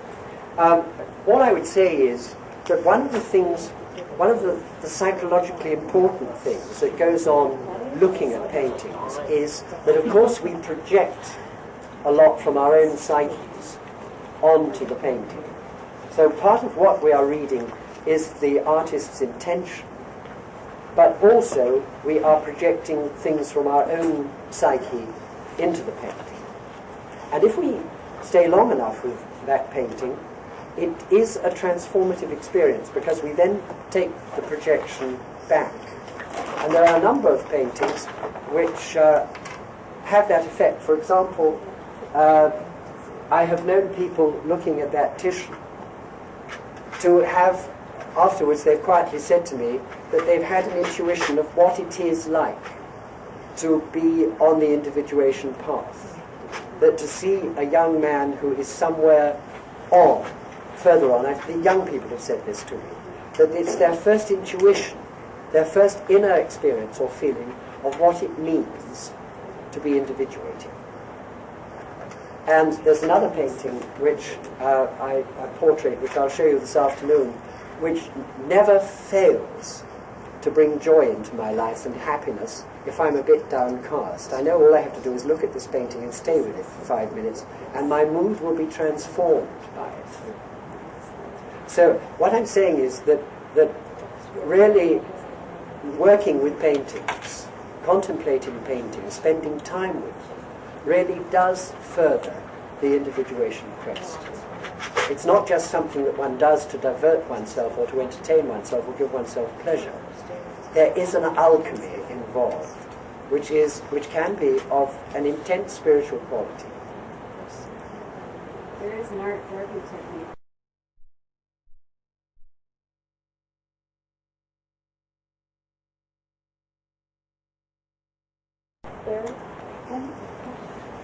Well, have we gummed up the works, or? I have the slide out. That's okay. Well, I think that's probably a good point to end for lunch, and we'll start at 2 sharp. And the way in which our whole perceptual mechanism is archetypally preconditioned, so that our whole sensory apparatus evolved to equip us to be able to perceive the world in which we live. As Jung put it, the world is born in the infant as a virtual image, so that there is a kind of built-in pre-adaptation to the environment at a very profound level. And you see, our understanding of this is really comparatively recent. Kant was really the first to teach that our minds actually create the physical world out there, because our minds possess innate dispositions that arrange the stream of incoming sensations into an organized pattern or percept. So the senses bring us messages, and out of these messages we construct a visible, tangible, audible world. And the way in which we construct this is archetypally determined. Now, it took a genius of Kant's stature to see this, because normally the outer world makes such an immediate impression on us that we submit to the illusion that the outer world and our perception of it are one. And it really required great psychological genius to see that it isn't as simple as that it's very much more complicated. But it's true that we are consumed by appearances, and this is really the point that the Indian philosophers made when they referred to the world as illusion, as maya. That really what we think is the world is what we are creating in our heads rather than the world itself. Now this is where we come on to perception in painting of the tangible world, and the way in which, through the genius of the painters, they began to discover the archetypal principles along which our perception, our visual perception, operates. And they then began to discover and describe quite scientifically the principles of perspective. But first, I want to show you a slide which isn't readily apparent what it is. Some of you will recognize it, some of you will rapidly make the percept, but I hope that quite a few of you won't, because this illustrates very much what Kant means and what Jung means and what I mean about the way in which we organize a percept, and how what we see out there isn't really what we see, it's what we construct. Okay, I might need you, Tony, to focus when it comes. If you would. Now I'm going to go back. I've lost it. Now, some of you will have perceived that and know what it is, so I will ask you to please not say a word. How many of you couldn't form a percept? How many of you didn't perceive what that picture was? 1, 2, only 2? You disappoint me. Did everybody else know what it was? We don't know. We don't have no idea what it is. Okay, in that case, what do you think it was? Yes, it's all waterlilies. But the point is that, you see, there are 2 people, well, there are 2 people who are not familiar with it. To begin with, when you look at it, it just looks a mass of colours and forms. But then when you look at it for any length of time, it begins to crystallize out as water lilies. And it's a very famous painting of water lilies by Monet.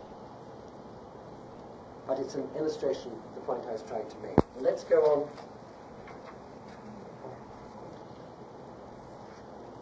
You see, our perception of the visual world does affect the soul, and our perception of nature does affect our emotions at a very deep level. Now, this is a German painting of the 19th century of a tree,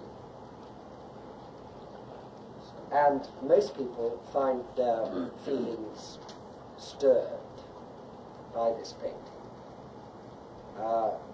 Would you please do for me again what you did this morning with portraits, and try and find out what feelings this picture of this tree gets going in you.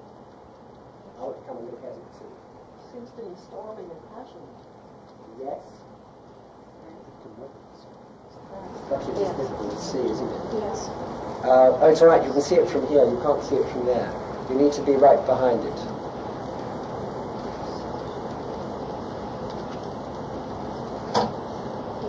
It's very stormy. It's on the edge of a mountainside.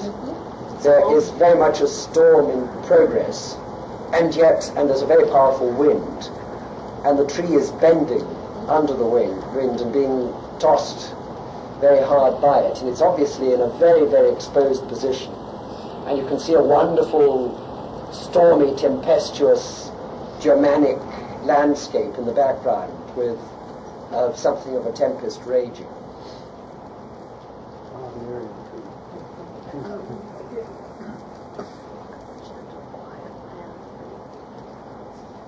Now the point is that as one looks at that, one begins to get some sense of identity with the tree. Has that happened for any of you?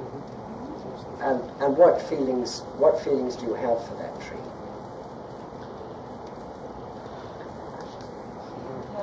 Compassion. Yes. Admiration. Yes. Yeah. It's very energizing. Right. The elements are in full flood, aren't they? It's almost like the mirror, which you were talking about. The idea that God needs man to mirror him. The tree mirrors the force of the wind. Right. Yeah. I take your point. I mean, it's a brave tree, isn't it? It's withstood all those years and years and years of that sort of treatment, and it still holds its head up, and it still takes whatever nature can throw at it, and it survives.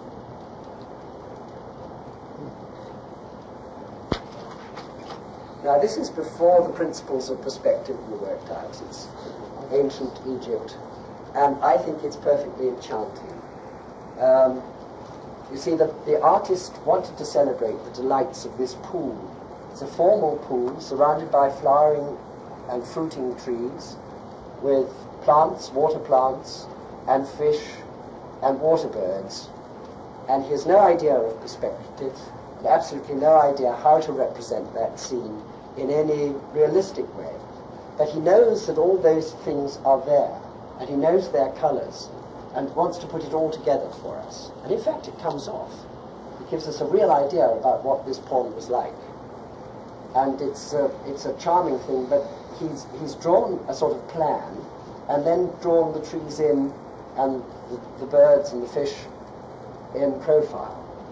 And now what sort of feelings do you have about that? How do you feel about that? Despite the fact that its perspective is hopeless. What feelings do you have for that pond and for that landscape? It's a good place to be. Yes. Right. And that's why it was created, obviously, wasn't it? I mean, in that very hot climate, it must have been a kind of oasis, a haven of peace and life to go to. And the artist has communicated that to us across the centuries in a very powerful way. So one knows that if one had the possibility to go to that place, it's a place in Egypt at that time one would want it to have gone. So, although there are no principles of perspective, a lot has been conveyed. Now, in the early part of the 15th century, they really began to understand how perspective worked. And this is an interesting game which has been played with Raphael's The School of Athens. And here you see the painting all together with the figures and the great architectural scheme. But when the group of figures is removed, the top, the illusion of depth is so dramatic that it's tunnel-like. Now just think what a tremendous achievement this was. We take it all so much for granted nowadays. But just think, to persuade the eye and the spirit, that is a receding plane going right in deep, deep, deep into 3 dimensions. And yet it's just done with paint on a flat 2-dimensional surface. What extraordinary ingenuity to be able to work all that out and then do it, and then create that dramatic illusion. Then, in the middle, if the architecture is removed, the figures lose much of their solidity and depth. But then when you put them together, the composition comes together to create this wonderful, serene and monumental grandeur. Now this is one of the first paintings to have been painted to celebrate this discovery of the principles of perspective. And it's by Paolo Uccello and was painted in the 1450s, and it's in the National Gallery in London. And dear fellow, I mean, the whole excitement of being able to do it really went rather to his head. And here we have a great battle going on, but he's arranged all the lances to be broken in such a way that they point off to the vanishing point. It's a battle of San Romano. And we know a lot about it. It was fought in June 1432 between the armies of Florence and Siena. And this chap here with the wonderful headdress on the white horse is Niccolo da Tolentino, and he was the Florentine commander, and he surprised the Sienese and himself by discovering them in this valley, and he attacked, and he won the day, and this was painted to celebrate his victory. And a very wonderful painting it is, and it's one that affords endless delight if one stands in front of it in the National Gallery in London. But it's just a celebration of a victory, a very common theme in paintings. Only the British paint their defeats. Oh God! This is Dunkirk. This is another great exponent of perspective in not only in landscape and townscape, but also in human beings. You see, one of the most difficult things to do is foreshortening of the human form. And to work all that out requires immense ingenuity. And you know this, it's the agony in the garden. The story is that Jesus, it's after the Last Supper, and Jesus knows that Judas has betrayed him. And he goes to the garden of Gethsemane, taking 3 of the disciples with him. And he tells them to keep watch while he prays, and of course they go to sleep. Here's Judas leading the Roman soldiers to come and get him. And these putti appear with the symbols of the Passion. Now this was painted sometime in the 1460s. But you see how the miracle of depth is now there.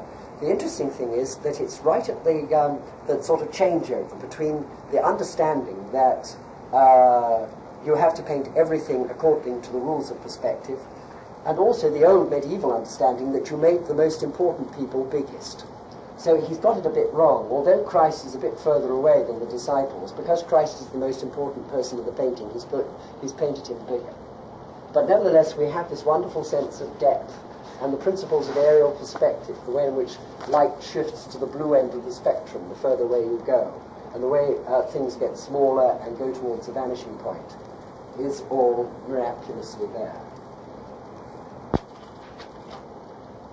That's a bewitching drawing, and it again shows this amazing foreshortening thing. And isn't that wonderful? Again, early 15th century. The only thing that he's got wrong in this is a wonderful sense of depth and a wonderful sense of tangible reality. But he's got this wrong, hasn't he? The shaft of light which comes from back there and somehow goes in on the saint's head. Now, this is by Piranesi. Now, as far as we know, Piranesi was just a painter of the 17th and early 18th century. But when one looks at this, one realizes that the poor chap was also a depressive and that he was obsessional. Now, this is one of the interesting ways in which landscape and the power of landscape and townscape and the emotions and the psyche all come together. Because what is so obsessional about this, you see, is that there's no way out. It's a prison. All these galleries go off in various directions. They're all painted in the most amazing detail and with the most amazing sense of perspective. And when you get all this sort of detail and all these possible ways out blocked up, and this overwhelming oppressive sense of being trapped, you know that you are dealing with the painting of a depressive with obsessional features. And for that reason, if you look at this painting very long, and others which were done by the same artist, you begin to get depressed, and you begin to suffer from that sort of irritated sense of wanting to get out that you get when you're with somebody who is hedged in with obsessions.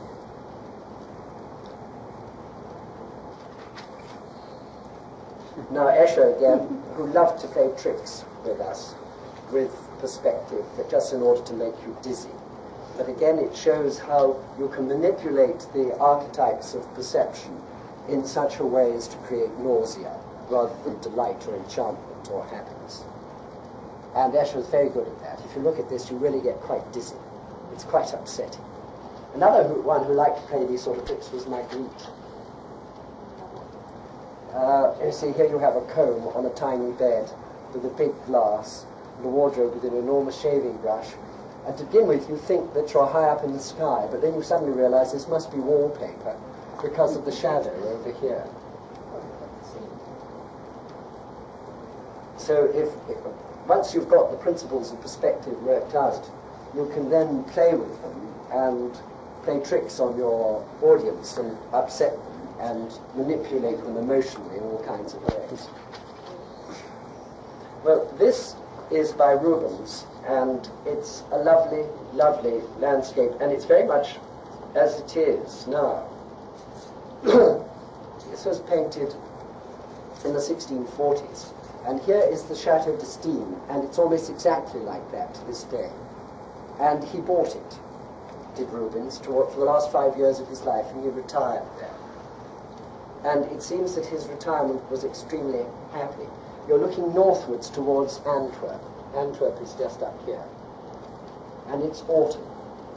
And the detail is so lovingly painted. When you look at the full-scale painting, you see that it's a mass of detail with flowers and birds and trees, and all lovingly and carefully painted. Blackberry brambles, partridges, kingfishers, magpies.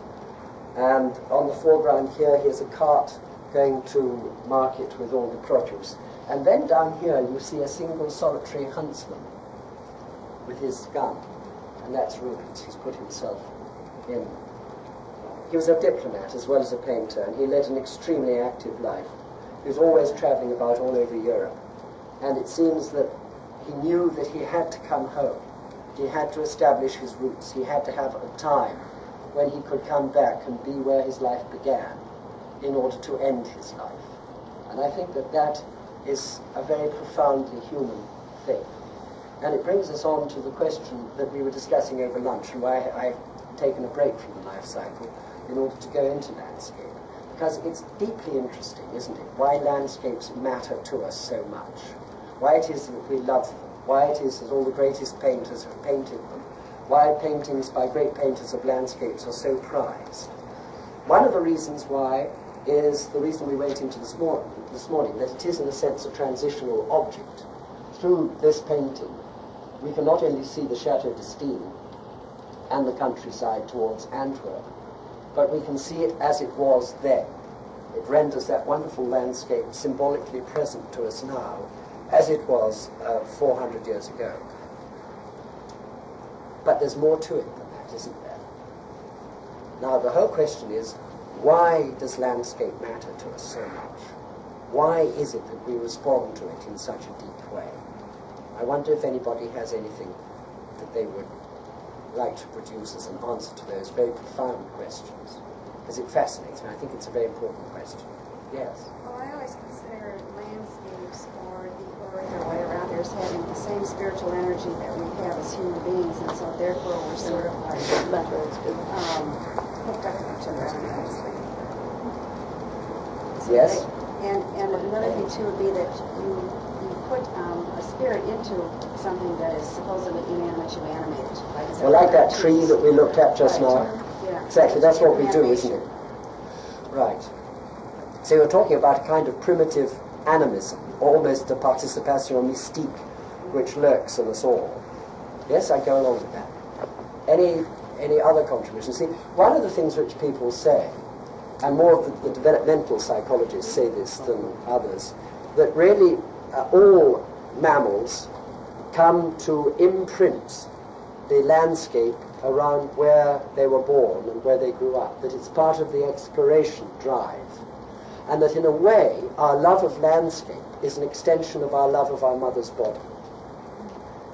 And that, and of course, you know, Henry Moore encapsulates that in his art, because his reclining nudes, one can see as really landscapes as well as nude forms. And perhaps for all of us, that feeling of love and warmth and homecoming is an extension of all those profound feelings that we had as very young children about our mothers and their whole physical presence. But it can also be much more than that. That could be just a partial explanation. Yeah. A landscape also goes through a life cycle of birth and death. You can see it growing and developing and dying. So I think there's a kind of identification of a cycle or a process happening. So it's a kind of mirroring of what goes on in our own lives, and we see it happening right there. Yes. But you see, one of the clues to this is dream landscapes, and how important landscapes are in dreams, and what they tell you about the psychic state of the person who's had the dream. And I find that sometimes the most meaningful and most important dreams that people bring are landscape dreams. And when you really go into the landscape with them, you find that it portrays a whole fundamental ground to their psyche, and that one hasn't really understood that until one has gone into that dream landscape in great detail. So the landscape is the context within which we have always lived our lives as a species. I mean, this business of living in cities is so recent that you can forget about it.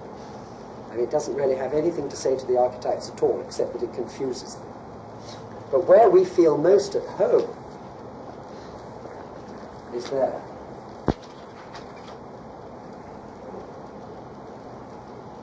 Now, we're getting on to a kind of painting which interests me very much, because it's sort of super artistry. This is by Poussin, and one can say the same of Claude as well, two French painters of about the same time in the 17th century. And what they did was, they loved landscape, they cherished landscape, but wherever they went, they would find trees, they would find hills, they would find lakes, they would find towns in the distance, they would find castles and mills, and then they would go home to the studio and they'd reassemble the whole thing into a kind of ideal landscape. In other words, what they were doing was improving on nature, which is something that human beings have always wanted to do and we can't help trying to do. We can't ever leave anything alone, can we? We always want to try and do something with it and change it and do something better. Sometimes the result of that is catastrophic, but at other times it's really rather remarkable and marvelous. And our capacity, one of our great human gifts is the capacity to imagine utopia, to imagine a world which could in every way be infinitely better than the one that we've got. Except that when we try to create it, we usually make something worse. But at any rate, in our imagination, we can do this. And this is one of the reasons why I think these painters like Poussin and Claude are so greatly appreciated and valued. Because if you really enter one of these landscapes, you know, you do find yourself amazingly... Well, let me go on to one. Which one? Let's look at it. Oh, incidentally, that one's about snakes. There's a man down here, can you see, who is being attacked by a snake. And it's about fear. There he is, there's a snake attacking him there. This man is running away, and he's very frightened. This woman is less frightened because she's further away, and the fishermen here are not frightened at all because they're a long way away. But it does seem that fear of snakes is archetypally determined in all primates. If you rear a rhesus monkey in isolation to the age of about 1, so it's never seen any other kind of creature, and you put a kitten in the cage, he's terribly interested in it. But if you put a tired old green snake, he's terrified. And it seems that the same with us, and that children who are not frightened of snakes, or human beings who are not frightened of snakes, have had to learn not to be frightened. They've had to decondition that archetypal fear. This photograph rather nicely shows it.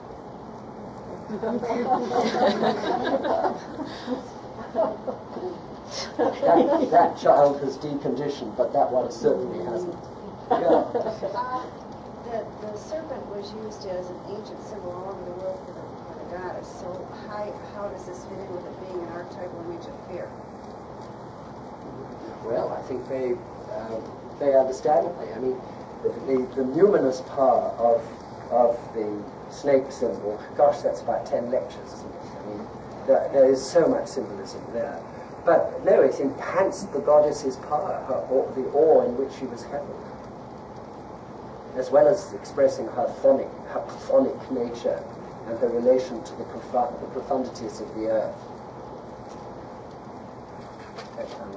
Now look at that. This is the marriage of Isaac and Rebecca, and it's by Claude. And the figures dancing in the foreground are obviously celebrating the marriage. But which of the characters is Isaac or Rebecca? It's impossible to tell, because in fact the title is quite irrelevant. The real subject of the picture is the magnificent landscape. You see, Claude was sent, he was a French boy, and he was sent to Italy when he was about 13. And he spent all his life in Rome. And he just went about the Roman Campagna, collecting bits and pieces of landscape, and then assembling these divine landscapes in his studio.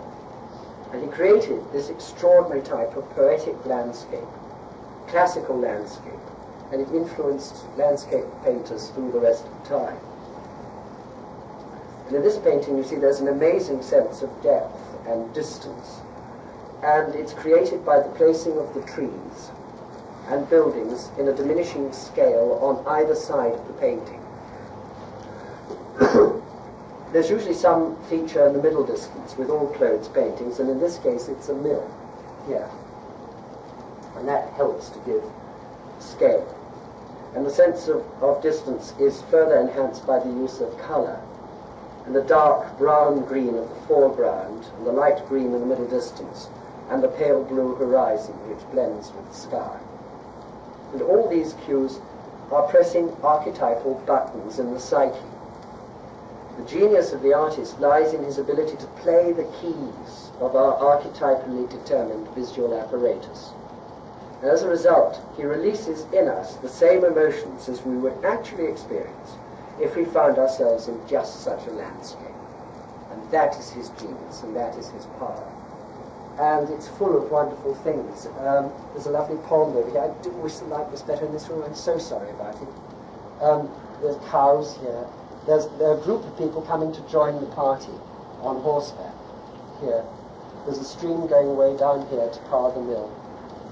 And there's that dam with a waterfall there, and there's a lovely city there, and that beautiful plain reaching away to the mountains in the distance. And it's a wonderful landscape. And one feels that one would like to live in it forever. And one would never want to come out of it again. And the people, you see, they're celebrating. They're having a wonderful picnic and a dance, and there's wine and lots and lots of food there. And this is a beautiful sheltered grove. It's warm and sunny, but not too hot. It's just about the right sort of temperature to dance and enjoy a picnic and a party. Now I find, you see, again, that if one comes in out of a bitter, cold, windy London street and goes into the National Gallery and one stands in front of a Claude for 10 minutes, one's whole experience of being alive is transformed. It's as if the artist's landscape becomes one's inner landscape, and one's suddenly grateful for life and for existence, and something wells up inside as a result of the painter's genius.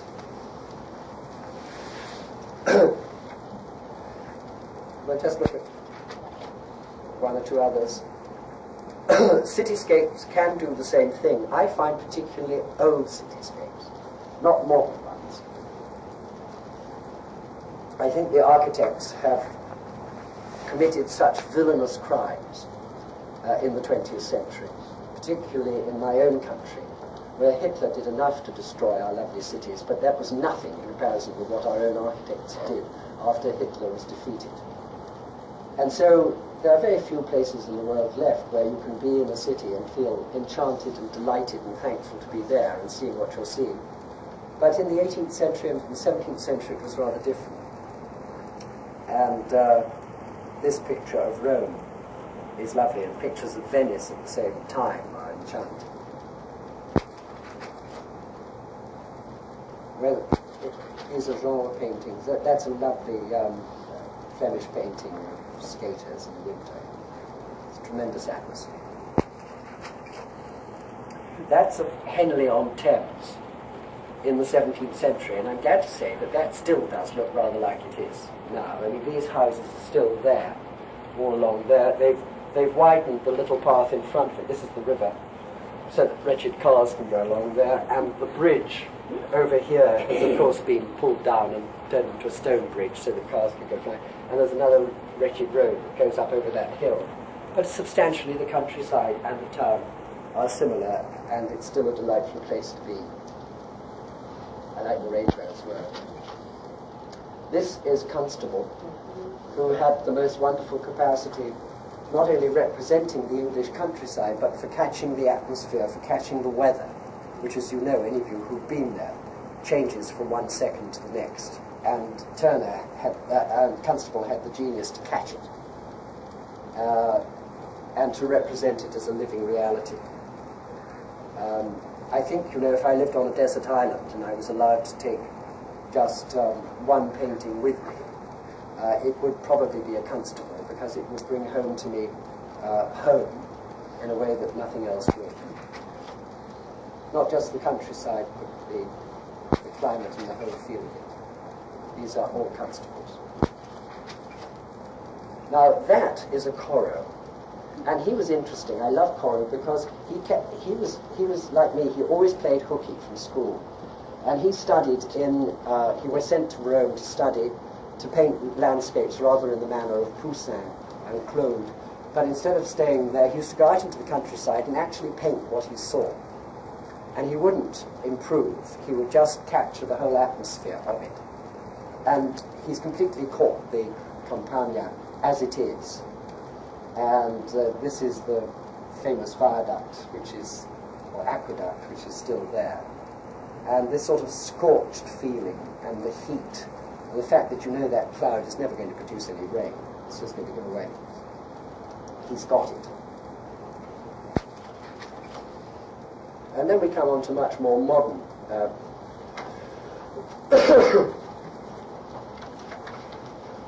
This is Cézanne. That one's a Monet. Wonderful, cool shade underneath those trees. That's a Monet. Van Gogh. Vlaminck, becoming abstract, and yet he's wonderfully got the colours of Provence and the feeling of distance. So it's sort of half between an abstract and a landscape, and it's very evocative, and it's really got something. Who is that? Vlaminck, French painter. And this is John Nash, an English painter who never got over the First World War. He was a war artist, and he painted some of the most moving paintings which came out of the First World War. And it seems that the tragedy and the sadness of that war affected him permanently. And he did a number of landscapes afterwards, always in England. and yet he always fills one with a sense of sadness. Now, I've gone into landscape in this way because of a discussion which started over lunch. And would you say something about your views about landscape and the importance of landscape for psyche? Actually, just listening to you, it seems that, just to bring the whole discussion into the day, I'm going to give you the microphone so that everybody can hear you. That one of the things that's happening here is that, as you're saying, and it's dealing with these evocative images, is that nature presents us with its innate releasing mechanism. And so we respond to the archetypal patterns that we see. And that actually primitive people's response to that is to live mimetically or homeopathically in a way, to release nature, to induce a releasing mechanism in nature so that the rain comes, that synchronicity is a fact of life at that point. And so it's an interactional, that there is a kind of topography of psyche that we're looking at here. I think someone said it over here earlier that it calls out a psychological response or a spiritual response. It corresponds. It corresponds. That would be the homeopathic aspect of it. If psyche is homeopathic in a way, that when we see the correspondences or the similars, that there's a healing influence. It's what you were saying about the urban landscape, is that if there's no similar there, then we tend to live a more disjointed life. It's more difficult to live in an urban landscape in that way.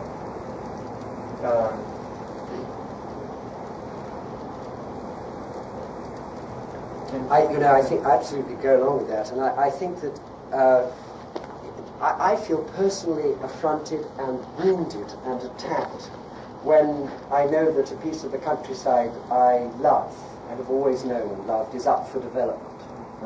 That the bulldozers are going to move in. There was a very clever cartoon done not so long ago using Constable's Hayway, the first Constable I showed you just now. And the cartoon movie starts with you just seeing that, and you just hear birds twittering and lovely country sounds. And then after a while you hear a bulldozer revving up, and you begin to see one of the trees in the distance just sort of falling sideways. Have you seen this? And eventually the entire landscape is developed, and you get motorways with cars flying over, and you get tall buildings going up. And then the whole thing is demolished. There's some sort of cataclysm. And very gradually you get the trees growing up again. And slowly the whole landscape begins to come back, and the birds begin. And there's a silent, peaceful world, and no humanity. It's a terrible allegory, but what you're talking about is the self-regulating mechanism of nature. Right. And Jungian psychology is almost based on this idea of the self-regulating nature of psyche. Right. And to live with that in the inner and outer environment is what's crucial. Right. In some ways, it may be that what good does our individuation do, if that's possible to separate it, if the world is going on outside of us. Or the other way is that our individuation helps the world, helps nature. One of the things which is so terrifying is the way in which wildernesses are disappearing from the face of the earth. And so that it will, in a very short time, be almost impossible to find any part of the earth which is in its pristine state. That it will all have been manipulated and controlled and dominated and vilified by human interference. And that makes art and the representation of nature, in a sense, all the more important and precious, because it keeps before us an idea of how things have always been, and how, as far as we can possibly preserve them, they should always continue to be.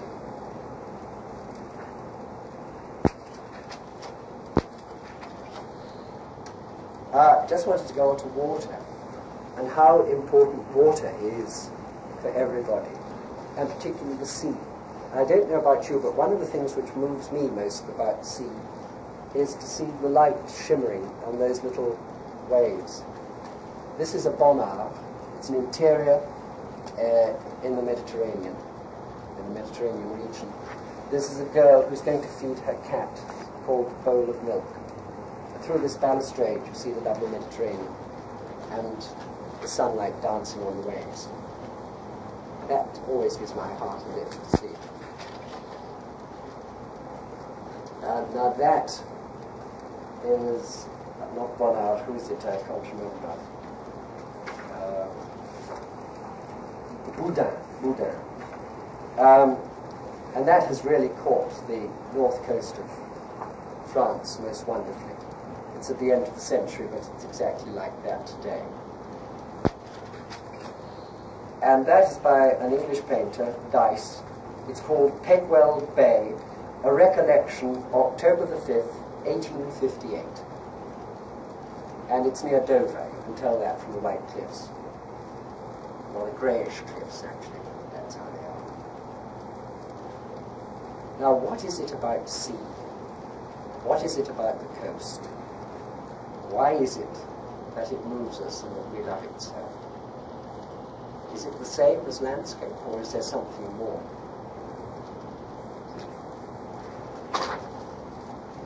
You know, I don't know about you, but some of my earliest memories of childhood have to do with water and how miraculously lovely it was, how beautiful it was.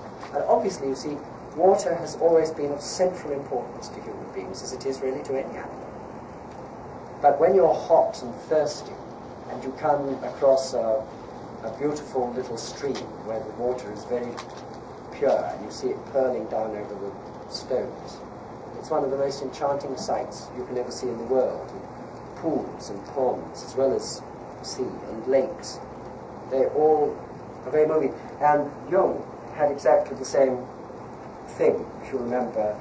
He talks about it very early on in Memory Streams Reflections. He said, from very early on comes another memory. My mother took me to the Thurgau to visit friends who had a castle on Lake Constance. I couldn't be dragged away from the water. The waves from the steamer washed up to the shore. The sun glistened on the water, and the sand under the water had been curled into little ridges by the waves. Gosh, doesn't that speak to you? Can't you remember that? The lake stretched away and away into the distance. This expanse of water was an inconceivable pleasure to me, an incomparable splendor. At that time, the idea became fixed in my mind that I must live near a lake.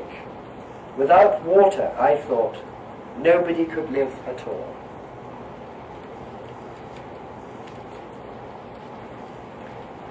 He also had quite a lot to say about landscape.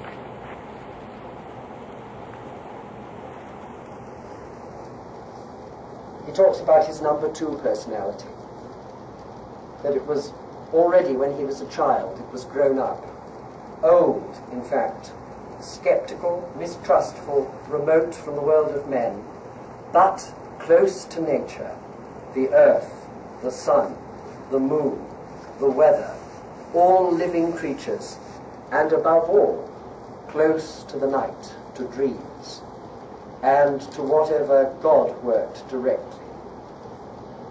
I put God in quotation marks here, for nature seemed, like myself, to have been set aside by God as non-divine, although created by him as an expression of himself. Nothing could persuade me that, in the image of God applied only to man. In fact, it seemed to me that the high mountains, the rivers, lakes, trees, flowers, and animals far better exemplified the essence of God than men with their ridiculous clothes, their meanness, vanity, and mendacity. Page 7. Or is it? Hang on. No, the water one was page 7. afraid I've lost it.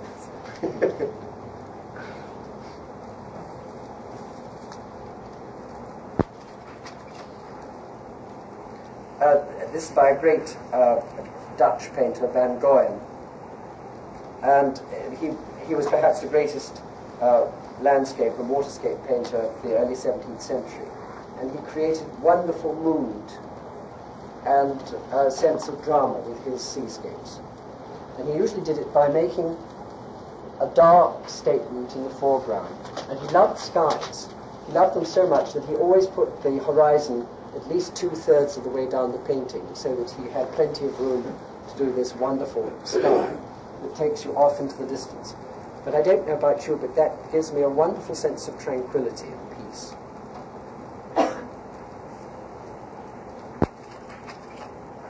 Turn.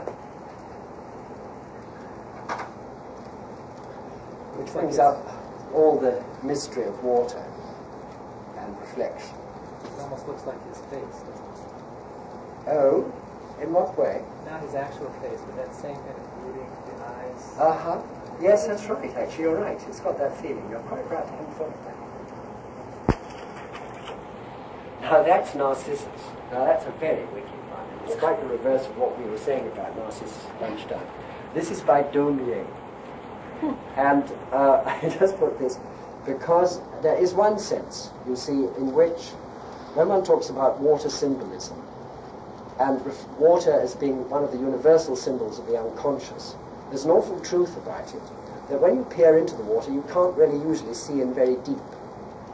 And the deeper things, the collective unconscious, are really not accessible, not visible.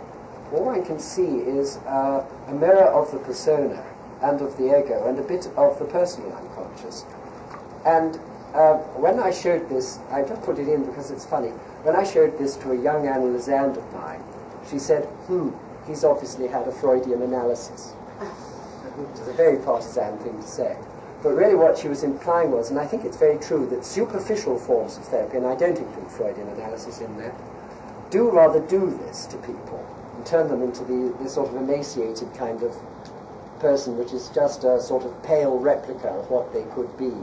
Because if you just deal with the conscious ego and you just work in that sort of region that the patient knows, there can't be any development. You get just as trapped in all that as the patient does. And nothing new and nothing creative comes in, and nothing moves, nothing shifts. You just go round in the same dreary old circles and nothing comes out. And Daumier, I put these comments on. I'm afraid I was right on books, and I photograph it, don't remember. Mirror again. This is Rubens, and it's a painting of his wife.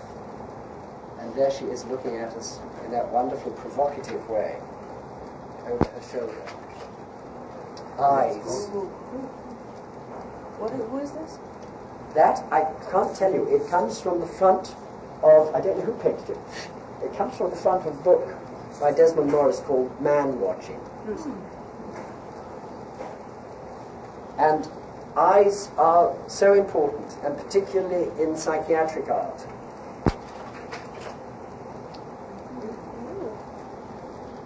And particularly in psychotic art. And it's interesting, internationally, wherever you go, if you go to an exhibition of psychotic art, you inevitably find eyes. And they are almost invariably diagnostic of schizophrenia. Any ideas why this should be? I think pure paranoia, the feeling of being watched. You see, it is the commonest experience that schizophrenics have. It's a horrible feeling of all the time being watched, of being under influence, of being manipulated and being observed. So that if you get on a bus and two people are talking, they're inevitably talking about you. Or if you hear two people walking along behind you and they laugh, it's you that they're laughing at. So you feel permanently under scrutiny. And sometimes it's not just from other people, but also from God. This was a self-portrait done by a patient. He said he wanted to paint himself and wanted to do it in a very private place so that no one would see him. And that's what he painted. It's very beautiful, isn't it? As well as terribly, terribly poignant and dreadfully sad. Is that a snake? Yes, it is.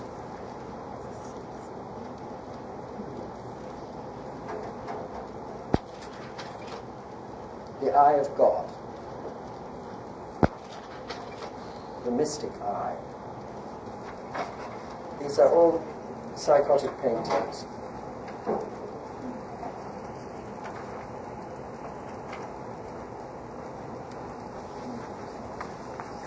One lovely idea of the eye,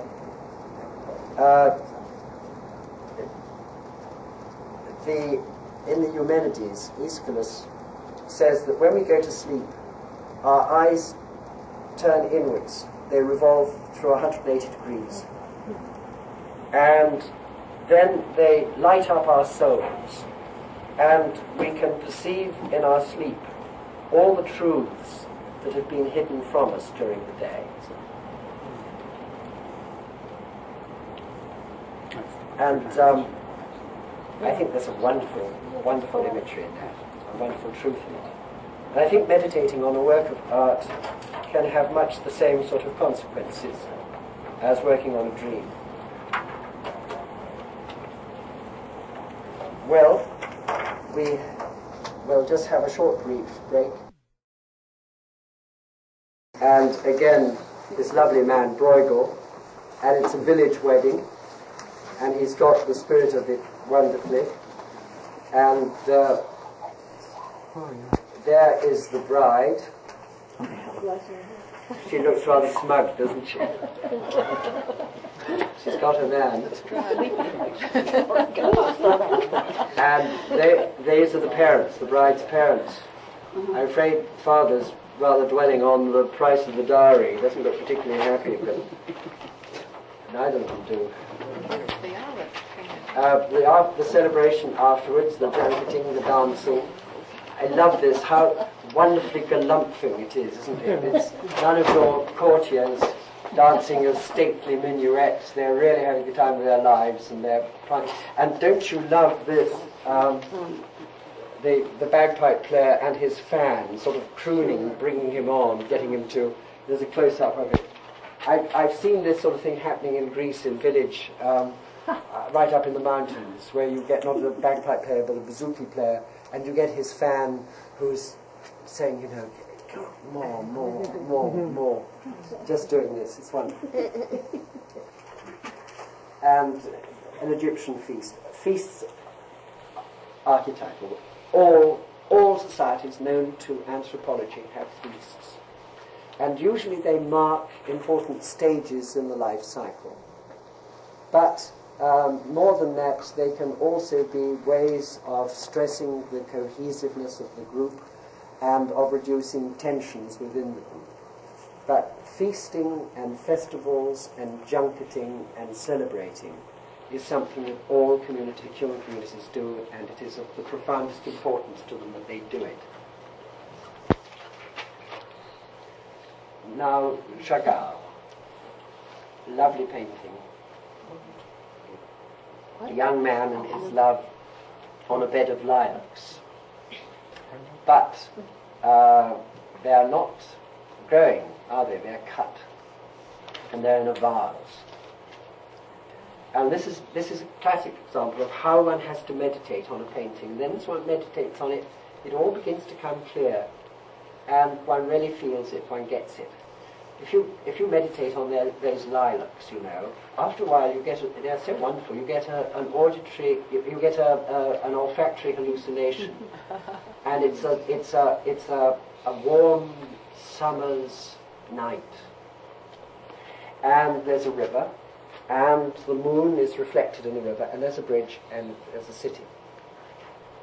And Chagall often wrote about his youth and his happy memories of love affairs by the river Dvina in his hometown of Vitebsk. But there are a number of questions. You know, there are riddles in this painting. And it's saying to us much more than it first appears. What about the fact that the flowers are cut? Well, what are they? They're probably a bouquet.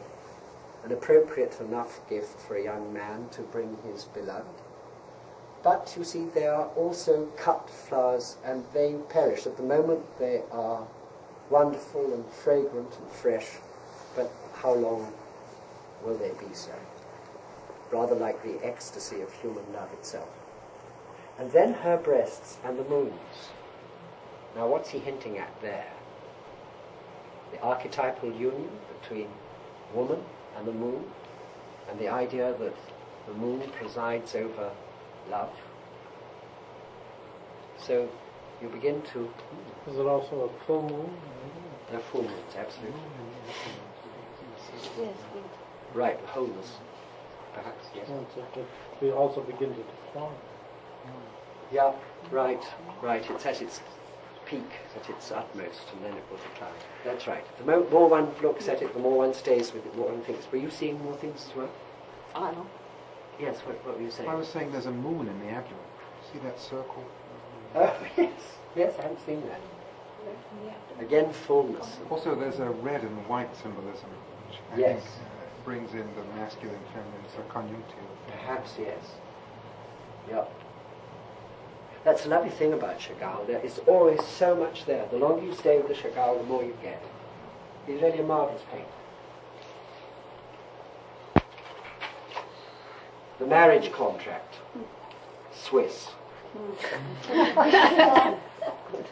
Now, what do you think about this whole setup? You see, here's the young man and his wife. What is your feeling about them? What do you feel about their married life? Yeah. They look very serious and stern. Is it focused incidentally, Tony? Is it about right? I'm sorry, I can't see very well from here, but it doesn't. Yeah, probably it was. Yeah. Man is very obviously superior. As always. He's got that assertive yes. elbow akimbo and the sort of seriousness of the occasion. Making sure that she gets it right. Right, yes. And then what about these two here? I mean, their parents probably, we don't know whose parents, but they're not looking overjoyed, are they? The whole thing seems to be it's called the marriage contract. Look at all the papers and documents. That's right. There's nothing about it. There's no joy there. It's all the law, the contractual element. None of the spirit. And it's going to be jolly hard work, isn't it? The whole of that. Yeah. You're going to do your job, and I'm going to do mine, and you know. That's right. The duality no aspect. Windows. Hmm? There's no windows. No. Everything's fine. have windows. Oh, no, it is stuffy. I'm glad you've spoken because you said something lovely just now. She quoted to me James Hillman in connection with the landscape, and a lovely phrase of James. He's wonderful with phrases, isn't he? Said that. Say it again. Psyche seeks its own geography. Psyche seeks its own geography. James Hillman. Isn't that marvelous? Yeah. Psyche seeks its own geography. How absolutely true that is. That's his gift. That's his gift, to sum up the deep truth in just a phrase. Wonderful. I'm taken with this, what may be a little sister in the blue smock, blue stripe. Yes. And sort of looking at it as though, is this a good thing to get into? Yeah. When I grow up, do I want that? Yeah, so it's her turn next, isn't it? Yeah. Honestly, it's her turn next. Quizzical. And she is holding a part of her, her throat. It's this little nervous choking, sort of gesture. choking, the protective thing. Right.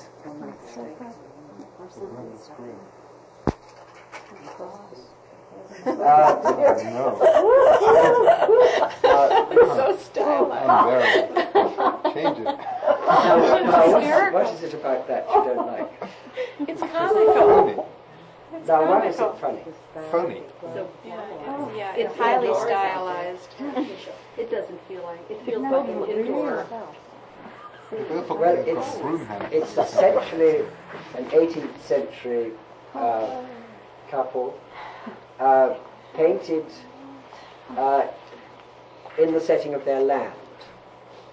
And I rather love it. I mean, it couldn't be any other time than the 18th century. And they are quintessentially English 18th century gentry, minor gentry. And it just shows how profoundly rooted and wedded to the land they were. I mean, this is a whole genre. There are millions of paintings like this. I'm not going to show you any more. And look at the formality of these girls and the deportment and all the They're rest of it. so repressed into their girdles. They are going to take off. But again, it's this tremendous sense of being, their identity is derived from the land. And although they are formal and very much full of London manners in their country retreat, and very concerned about their persona, nevertheless, the naturalness of their life is very much there in the landscape. That rather compensates for the slight foppery and formality of their dress and manners. Midlife crisis. Says the pipe smoker. Now, what do you feel about him? He's seen it. He's done it. It's done it to him. He's done it. He's had it. I mean, one gets a lot from him. There's a certain humor in his eyes. There's a toughness, isn't there? Yeah, rugged. Rugged toughness. And, I mean... He doesn't look mean or anything like that. I mean, he's just like that he's taken a lot. That he's seen a lot, known a lot. Right. He's kind of burly, you know, he's got a nice bra. Right. It's an artisan. Very much an artisan. Right. Right. And when I said midlife crisis, I wasn't just being facetious. I feel that there is that about him too. There's no illusion anymore. The lady, and I think we've certainly got a midlife crisis here. She may just have painful hemorrhoids.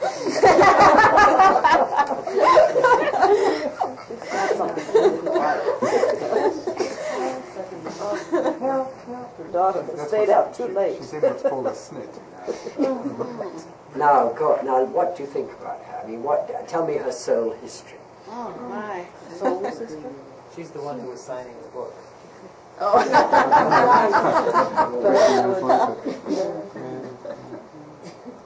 Now, she's not a happy lady, is she? No. Why not? Her clothes are absolutely exquisite in beauty and the way they're designed and made and so on and so forth. And then there's her face. Yes, that's I right. would title the picture Unlived Life. Right. I think that's good. I would agree with that. And she's not an old I woman. think that's She's in her absolutely 30s right. somewhere. I think she's been cheated, hasn't she? All the way along the line, and she knows it. I thought she looked just like a nun and had been living in a... Well, that's possible. Well, the religious connotation is there. This is a censer attached to her belt.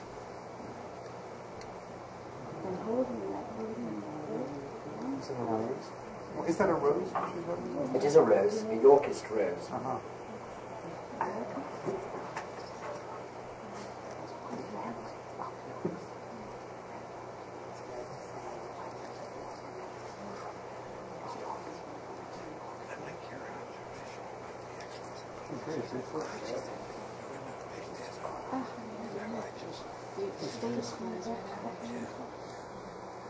Experience shows us the basic cause of all the difficulties of this transition is to be found in a deep-seated and peculiar change within the psyche which occurs at this time in the life cycle.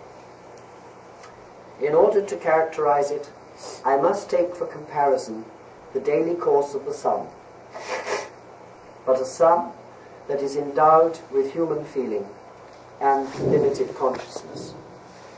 In the morning, it rises from the nocturnal sea of unconsciousness and looks upon the wide, bright world which lies before it in an expanse that steadily widens the higher it climbs in the firmament. In this extension of its field of action caused by its own rising, the sun will discover its significance. It will see the attainment of the greatest possible height and the widest possible dissemination of its blessings as its goal.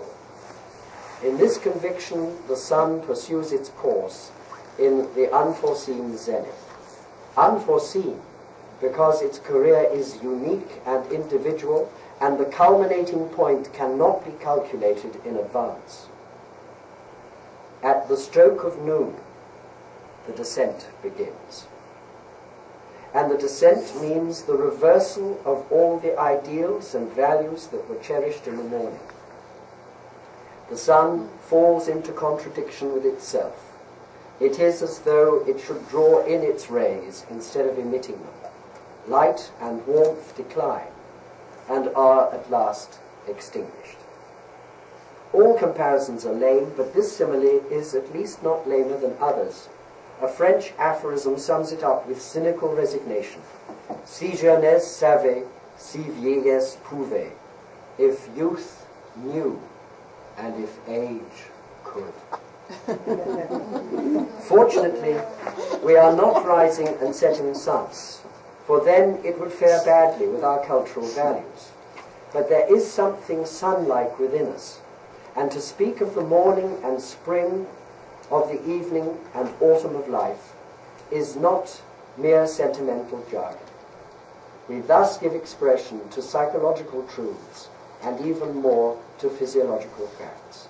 For the reversal of the sun at noon changes even bodily characteristics. Comes from Collected Works, Volume 8, the Essay on the Stages of Life, paragraphs 778 to 780. I always feel that this moment, and this lady has consulted me on many times, and so has the pipe smoker, at this stage in their lives, sometimes very depressed indeed. And I always put it to them that this is their golden opportunity. My colleagues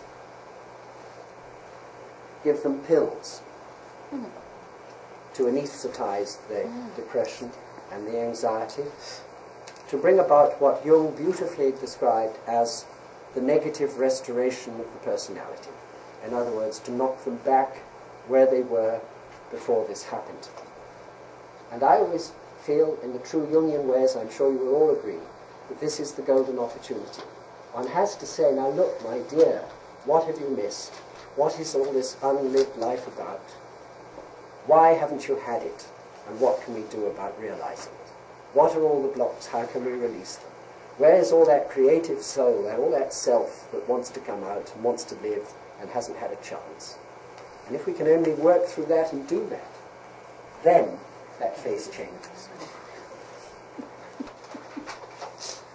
This is Franz house, extended family, grandparents, daughter, I suspect, and grandchildren. Now, I don't think these two really resolve their midlife crisis. Swiss again. The picture hangs in the Kunsthaus in Zurich. And this is obviously, I don't think it's Lake Zurich. It could be. That could be Zurich at the end, but it doesn't look like that now. Painted in the 1860s, 70s. On the pillar you have scenes of family life. Young couple holding up baskets of children. What do you think about them? I suspect it's a golden wedding picture. I suspect it's been commissioned by their children. And there they are, looking out at us across the century that separates us. What can you tell about their lives and how they've lived them? What do you feel about that couple? I don't know, very happy. You have a post that separates them in different spaces. Right. I think it's interesting. She's addressing the viewer, and the man is not addressing the viewer. Right. Think away. What do you think about that? How do you feel about that? What interpretation would you place on that? I think it's the honesty of the female, of the woman. What sort of life She's unafraid. She's unafraid. What sort of life has she had? Very A hard life. She's lived her life. I feel that he's looking back towards past. Yeah? Isn't there resignation in Buddhism? Maybe. Not really acceptance, just a kind of resignation. Don't you feel that life for her has been hard and has required great character? And she's really pretty tough, and she's had to be. He looks a bit soft. Perhaps he's not well. Is he looking at her or just not looking I at her? don't think he is. I don't think he is looking at her. I'd like to think he was, but I don't think he is. I think he's looking past her. I think he's had a lot of bull and chocolate. He's given up. What? He's given up. I think so. It's like I think he probably has. It's like Erickson's stage of integrity versus despair. Yeah? Right. He looks like he feels he doesn't belong in that picture. I think he's getting ready for death. Yeah, exactly. I think he's just, he's near the edge. And not very conscious. Not very aware. Wouldn't be surprised if he went a bit demented. Don't you think he looks No, demented? I think, his eyes are looking off. They're kind of like mirroring the sea. I think they're blue eyes, aren't they? Yes. That he is, as you say, closer to the unconscious and longing for death. And she's still got her 2 feet on the ground. She certainly has. And the way her hands are folded. Right. And his are kind of just sitting there on the edge of the table, and he's got the cigar. But he's quite portly, and he's quite sated, like. Right. Well, he looks to me like he has another life somewhere else. This is not his main thing. Yes. If he had another It's not a love good somewhere else, and this is not his whole life. But he can't tell anyone. And she feels very proper. She looks to me like she's done what she should have done, and he is he looks a little guilty to me. It's very interesting, this painting, I just saw it in the Kunsthaus the last time I was in Zurich, and I asked the Guardian if there was a slide, and he said yes, and so I bought a slide of it. It's not because I think it's a great painting at all, but it's interesting how the impact this painting has on everybody that I show it to. They have a great deal to say about this couple. Her eyes look beseeching is the word that came to me. As though, please understand that I did the best I could. Right. Right, yes, I could see that in her too, yes. Yeah. Yes. For one thing, what we know about manly longevity, she's going to live a good deal longer than him. Right. His features are very soft. I think he is well past midlife crisis. Right. Looking toward the end.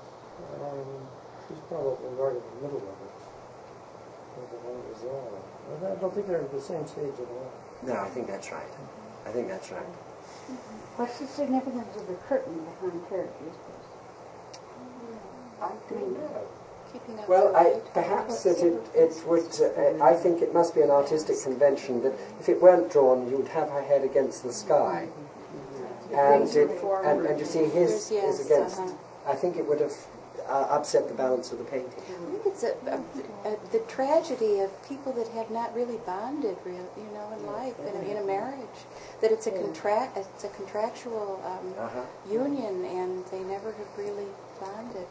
That's certainly a feeling that most people get, and I don't think it's just because of that pillar. No. I think it's because of their eyes and because they're not together, are they, in some way? No, I think that's right. I think that's right, yes. Looks like same experiences. Right. Is there a title to that? No, No title. no, I can't tell you anything about it. It's just this couple of Swiss. What about that? It's more appealing. Yes. It's lighter. Well, I don't know, a lighter in spirit, perhaps, but this poor dear gravity rather weighs with her, doesn't it? They're going in the same direction. Yes. I think he's a bit of a rogue, actually. I think he's But she doesn't mind. She's a borderline bag lady. Yes, she is, isn't she? Borderline bag lady. I don't, you know, it's not just caricature, is it? I mean, there's a caricature element in this, but it's a work of art as well. There's much more real comment on life. I mean, you can believe in this couple, can't you? It's very real. She looks like a sozzled alcoholic. The cascades of flesh. I'm sorry? They look so similar. You know, it's like we're putting her down. She's a bag lady, but he looks just like her. Oh, I think so, yes. That's the male way of looking at things. She's a bag lady. But I think that these two have lived their, I think these two have lived their lives together, don't you? Much more than the others. Well, there's proximity, and they're like his cane or whatever is in her purse cross and their hands come together. So there's an interaction and a painting between the two of them. Right. It seems like, you know, Saint-Exupéry said they're going in the same direction, dans la même direction, you know, that's what love means. They're going in the same direction, they're going at the same pace. Right. There's a jauntiness about them. And they're so quintessentially Weimar Republic too, aren't they? It's gross, and it's about, you know, the late 1920s in Germany. And she got her fur coat too. Yes, that's right. And sort of 20s girdle line.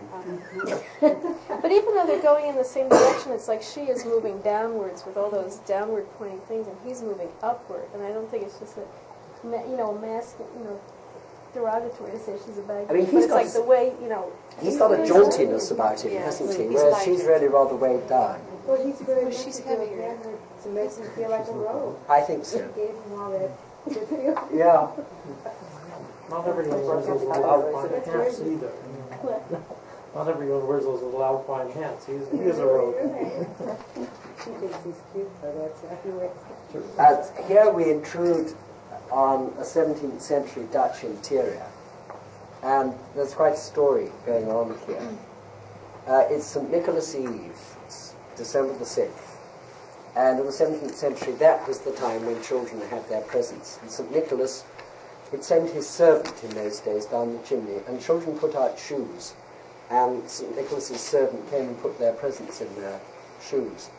And everybody got a present except the naughty one. And the naughty one got a switch in the shoe. Oh, is that the one that's crying? That's the naughty one. And gets teased as well. So here's mother talking to this little girl, and she's a good girl, she's got a little doll, and she's saint. But this elder sister, as elder sisters will, wicked tease, she's teasing him. And so his little brother is pointing to the shoe with the switch in it, and he's crying. And grandfather is just sort of sitting there resignedly, as grandfathers do. He's seen it all hundreds of times before, and he isn't making much comment. These two children are singing a thank you song because of their gifts. But what I love about this painting is the granny. And Steen, the painter, has absolutely, for me, understood the psychology of the grandmother. Because do you see what she's doing? She's calling to the little boy who's crying, and she's saying, I've got something for you. I've got something in here. Don't cry. It's all right. Wait until the other's gone, and then I'll let you have it. And that lovely relationship between grandparents and grandchildren, which is so, so special and precious, and which, alas, so many of our kids today, because of the way we live, don't have. And alas, for so many grandparents, they don't have it either. And it's a terrible shame. And it's wonderfully there in this picture. Manny's parents.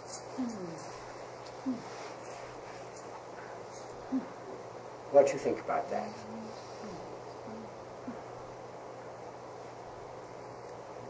What's going on there, do you feel? You're obviously touched by it. I can see it in your faces as you look. Very sad. It is sad, isn't it? What do you think is going on? What's your intuition telling you about this? What is she holding? There's more interaction than there was between the Swiss couple. I mean, there's more an emotive element going on, but it's not a positive one. She's a lot younger. She's younger, isn't she? Since their child that's died. right. He doesn't look well, does he? He looks very sick. He looks very sick. And I think that she's expressing very real concern about that, don't you? It looks like they have sustained a loss of some kind. Perhaps, a son, or something went wrong with one of their children, or that hurt his feelings, and she. Yes, it could be that sort of thing. There's something going on like that, isn't it? Disgrace, Or it could be that he's disgrace. really just terribly ill and hasn't got long to live, and that she's nursing him. It looks like a work basket. Yarn. Maybe that's the reference to the basket would be the reference to the child that you're.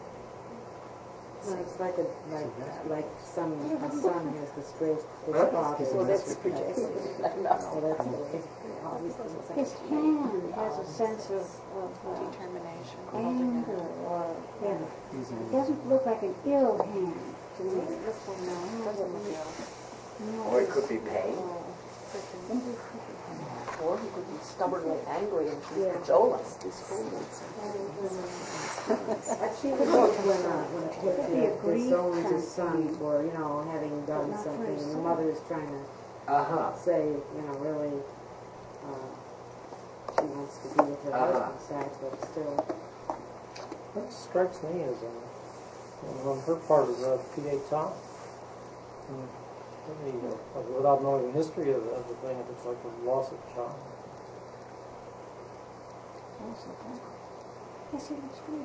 Well, yes, I mean, it's certainly, if it's not about loss, it's about impending loss. There's certainly a sense of loss around, isn't there? Tragedy is in the air somewhere. Yeah, tragedy is there.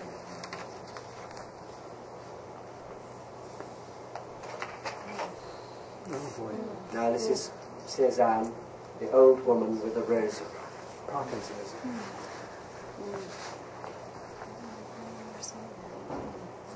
What sort of life has she had? Hard. Absolutely, isn't it? Weighed down with it by the look of it. And look at those hands. She looks Parkinsonian. She could be. Yes. Like she's breathing. Well, I think it could be that, but I think it could also be piety. It's called the old woman with the rosary, and as so many old people do or did, religion becomes really the main thing as their lives come to an end, and particularly after they've lost their husbands. And again, this is, I'm showing now an old person on her own because this is usually the pattern. That it's usually the man who dies first, and then his wife is left for any number of years to cope on her own afterwards. And that is an added burden that the woman has to bear with age that many men are spared.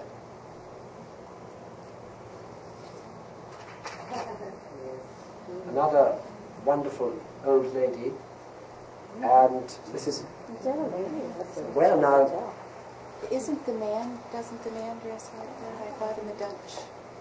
no, ladies of that time, it's a Rembrandt. They also wore ruffs of this kind. And it is a lady, it's Margareta Ear. It's in the National Gallery in London. It's remarkable that we have it mixed like that, because doesn't that happen with old people sometimes? Right. Well, it's this passage of Jung's goes on. It says how we assume the contrasexual characteristics the older we get. And also, of course, the sunken cheeks and so on, because they didn't really have dentists in those days, and they lost their teeth, and so it all sunk in. But just look at the miraculous quality of that skin. Look how he's painted his hatchet. And, of course, the beautiful crispness and whiteness of the ruff throws off that skin and makes it so immensely tangible. But the greatest Rembrandt of age is to come. I think one of the greatest portraits in the world of this old lady. I think there's not much doubt about where she's got to. Transcendence. Well, she looks very well individuated. She does, doesn't she? She certainly does. As opposed to the woman with the rosary who was bent over and clinging, or the woman that just preceded with the ruff. What is that called? It's just called Old Woman Reading. She looks all of a piece. She really does. And wise. Yes. Really wise. She's handsome, physically, And she's too. handsome, isn't she? Yeah, it's a beautiful face. It has wonderful natural dignity. She really reminds me of my mother when she was in the synagogue. She always looked like that. Well, I imagine that it is. It's probably a book of prayer or religious text that she's contemplating. The light is fantastic. Now, the light comes in and it's so strong on the chest. Yes, that, several people have comes in. remarked It just illuminates the chest and then comes up. Yes. And the nose, I think, is so definitely an intuitive characteristic of the human. Sniffing out. Yes, it's what Rembrandt really was superb and miraculous at. It was really his great gift. Well, now this all brings up the question of why is it that we go on after we have performed our reproductive functions? I mean, there's a very important biological question here. You see, really, as far as nature is concerned, by the time we've got to about 45, we're redundant, or one might say that we're so much clutter, that we are using up the resources of the next generation coming on, and that we have reared our children, that they are now into rearing their children. So what the hell's the use of us? Why are we still kicking around? Why is there a method in nature's mildness in letting us survive? If so, what is the point? How are we to understand that nature lets us go on for another 40 years? And, forget these ideas that it's only us who live until we're 70 or 80, and that people in the past used to die at 35. It's nonsense. We have always lived in reasonable circumstances, are 70. That is the archetypal life cycle of the human being. If you happen to have the misfortune of living in a very poor or disease-ridden swamp where adequate nutrition and so on is not available, yes, your life cycle is going to abort early.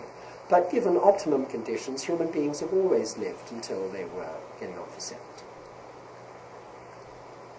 Or 80, or even 90. So what is the point?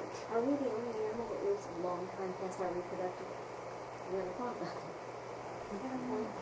it? I think on the whole, yes. I mean, most tend to remain reproductive right up until they become senile. And certainly, I can't think of a single animal that has years and years and years and years and years of life to look forward to after they've been reproductive. Now, it must have a biological purpose. It's a very interesting question, isn't it? Why must it have a biological? It might have a psychological or spiritual. No, because biology would have wiped them out. No, biology is fundamental. That is the crucial thing, because otherwise, what? Not spirit. No, I won't buy that one. We'll have a fundamental argument about that one. No. Biology is the prime determinant. That's like anatomy is destiny. What? Anatomy is destiny. Well, in a sense it is. But even past reproductive time, everything else works.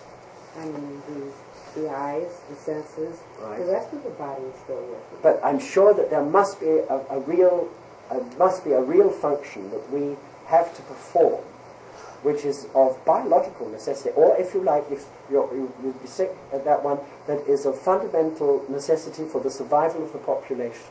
Well, you have to give back. You have to contribute something.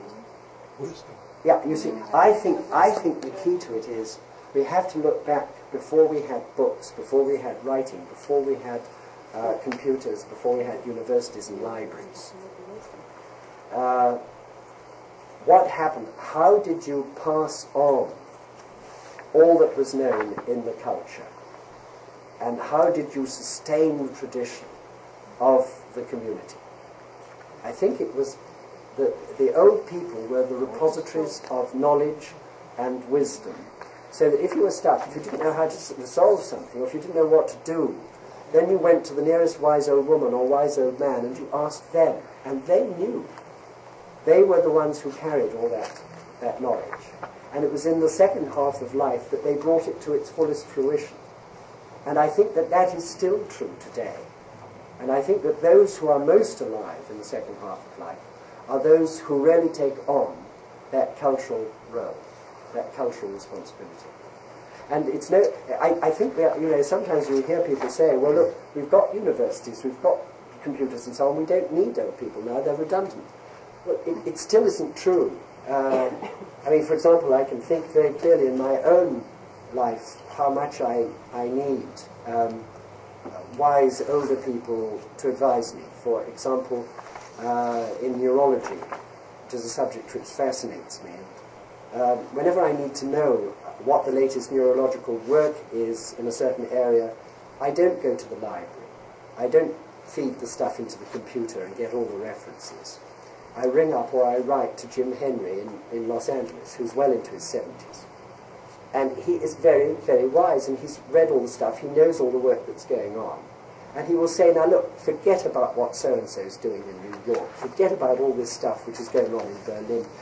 The most important work in this area at this moment is happening in Philadelphia. You want to read this, you want to read that, you want to read that. Now, no computer would give me that advice. No librarian could possibly give me that advice.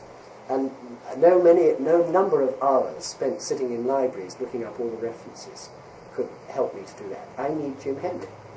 What I need to do when he passes on, I just do not know. I'm going to have to find somebody else, I suppose. You'll have to become Jim Henry. Well, that's what. No, but that's true. See, that's what I'll have to become in psychiatry, and so will you in analytical psychology. My analyst told me something very moving. When Jung was coming to the end of his life, she had her last session with him, and she said, "I just don't know what I'm going to do, because you have always been the ultimate authority in my life. What am I going to do now?" And he said, "You have to find the ultimate authority in yourself. You have to be it from now on, and you have to be it for your people." So that's what we have to come on to. That's what we have to take on. That old lady could have taken it on. Yeah, absolutely. Another wonderful portrait by Rembrandt, Jacob Tripp. Would anybody like to do a bit of a character rundown on him? He's ill, and he knows that he's dying. It's painted within 2 months of his death. A rich man, in his locality, famous, large family, much painted in his lifetime. His children obviously revered him and loved him, and were always having him painted. My first response is that he has a rabbinical feel about him, and that just may be my response to the wisdom aspect. He's even got a scepter there, you know. Yes. And Staff. the crown, you know. Yes. Turban. Yeah. He's quite aristocratic and very sensitive. Right. I mean, you wouldn't tell it by his garb, really. I mean, the colors are, you know, not very appealing, I don't think. I think it's almost a sort of dressing gown. It's almost, you know, it's a sort of, he's in his bedchamber, and he's not dressed up for the street or to receive people. They're very earth colors, you know. They are, yes. It's very muted, actually. Right. And he's quite white, pale. Well, I think that's his illness. But there's a luminosity to his skin. What about his eyes? They're looking more inwards. Lids are coming down. And scrutiny. I think he's looking beyond. In a way, he's already died. He's just waiting to catch up. Right. Right. And he's patient with the sick. They wanted that in the soul. Right. A fine portrait. And a man who's a long, long way on, I think, but somehow not as impressive and as wonderful as the old lady.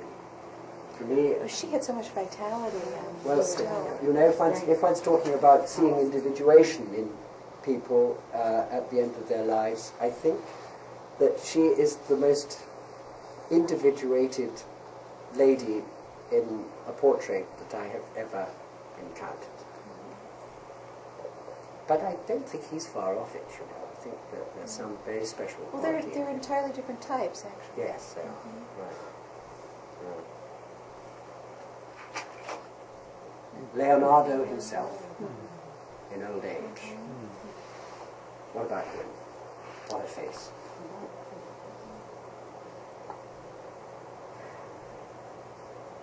Is it a self-portrait? Self-portrait, Leonardo. What about the eyes, and what about the mouth? There's a twistedness all around. There's an off-balanceness. Yeah? There's a tormented aspect in the lines. And when you compare his eyes with Jakob Tripp's, there's no resigned waiting. There's a kind of passionate intensity in his eyes. Yeah. And in the mouth too. I see the mouth as being angry at his old age, that there's still so much to do. Right. The other one man was dying, and he's very much alive. Right. He's damned if he's going to die. Yeah. There's a curmudgeonly look, isn't there, on that face? There's a slight distaste or disapproval. There is. There is.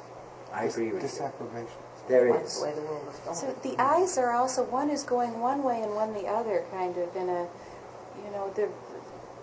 they're not in sync. They're not focused. There's one is That's going... often so in portraits, isn't it? It's a trick, isn't it, that painters usually do, because it gives a more mysterious feeling.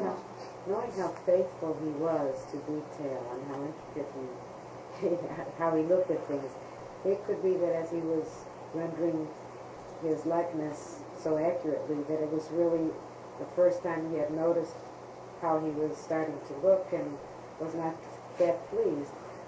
So he was always so... I don't think he was ever satisfied with his life. Looks like he was not. I don't think he ever was, and there was a bitterness in his soul, and a kind of resentment about life, and I think it's there in his old age. Do you know that for a fact, or you just... Yes, yes. Wasn't he in France at this time? Didn't he die in France? I mean, he was kind of driven out of his own country. Yes. That I can't remember. I don't remember enough of the details of his life. But he was not the easiest of men to get on with, and he had he had this curmudgeonly strain to his personality. But isn't it, again, an amazing portrait? And how much one gets from that. I don't know how long he went on living after that, but I wouldn't be surprised if he'd gone on for another 10 years at least, would you? With that sort of attitude. And so we come to the end. And the sorrow. The sorrow, of course, is particularly acute when the person who has died prematurely. And of course, if he or she is outstanding and extraordinary, then it's all worse. But that painting rather says it all, doesn't it? It's Botticelli. And for many, the hope of resurrection, the Day of Judgment, an extraordinary painting, and even more extraordinary, The Plains of Heaven by John Martin. This is in the Tate Gallery in London. It's a huge canvas. And up here is God Almighty with all the angels. Can't see it in the reproduction. But there's this great plain and the mountains, this huge lake with ships on it, this great sea with the enormous waterfall, these angels singing here. The previous one is more somber.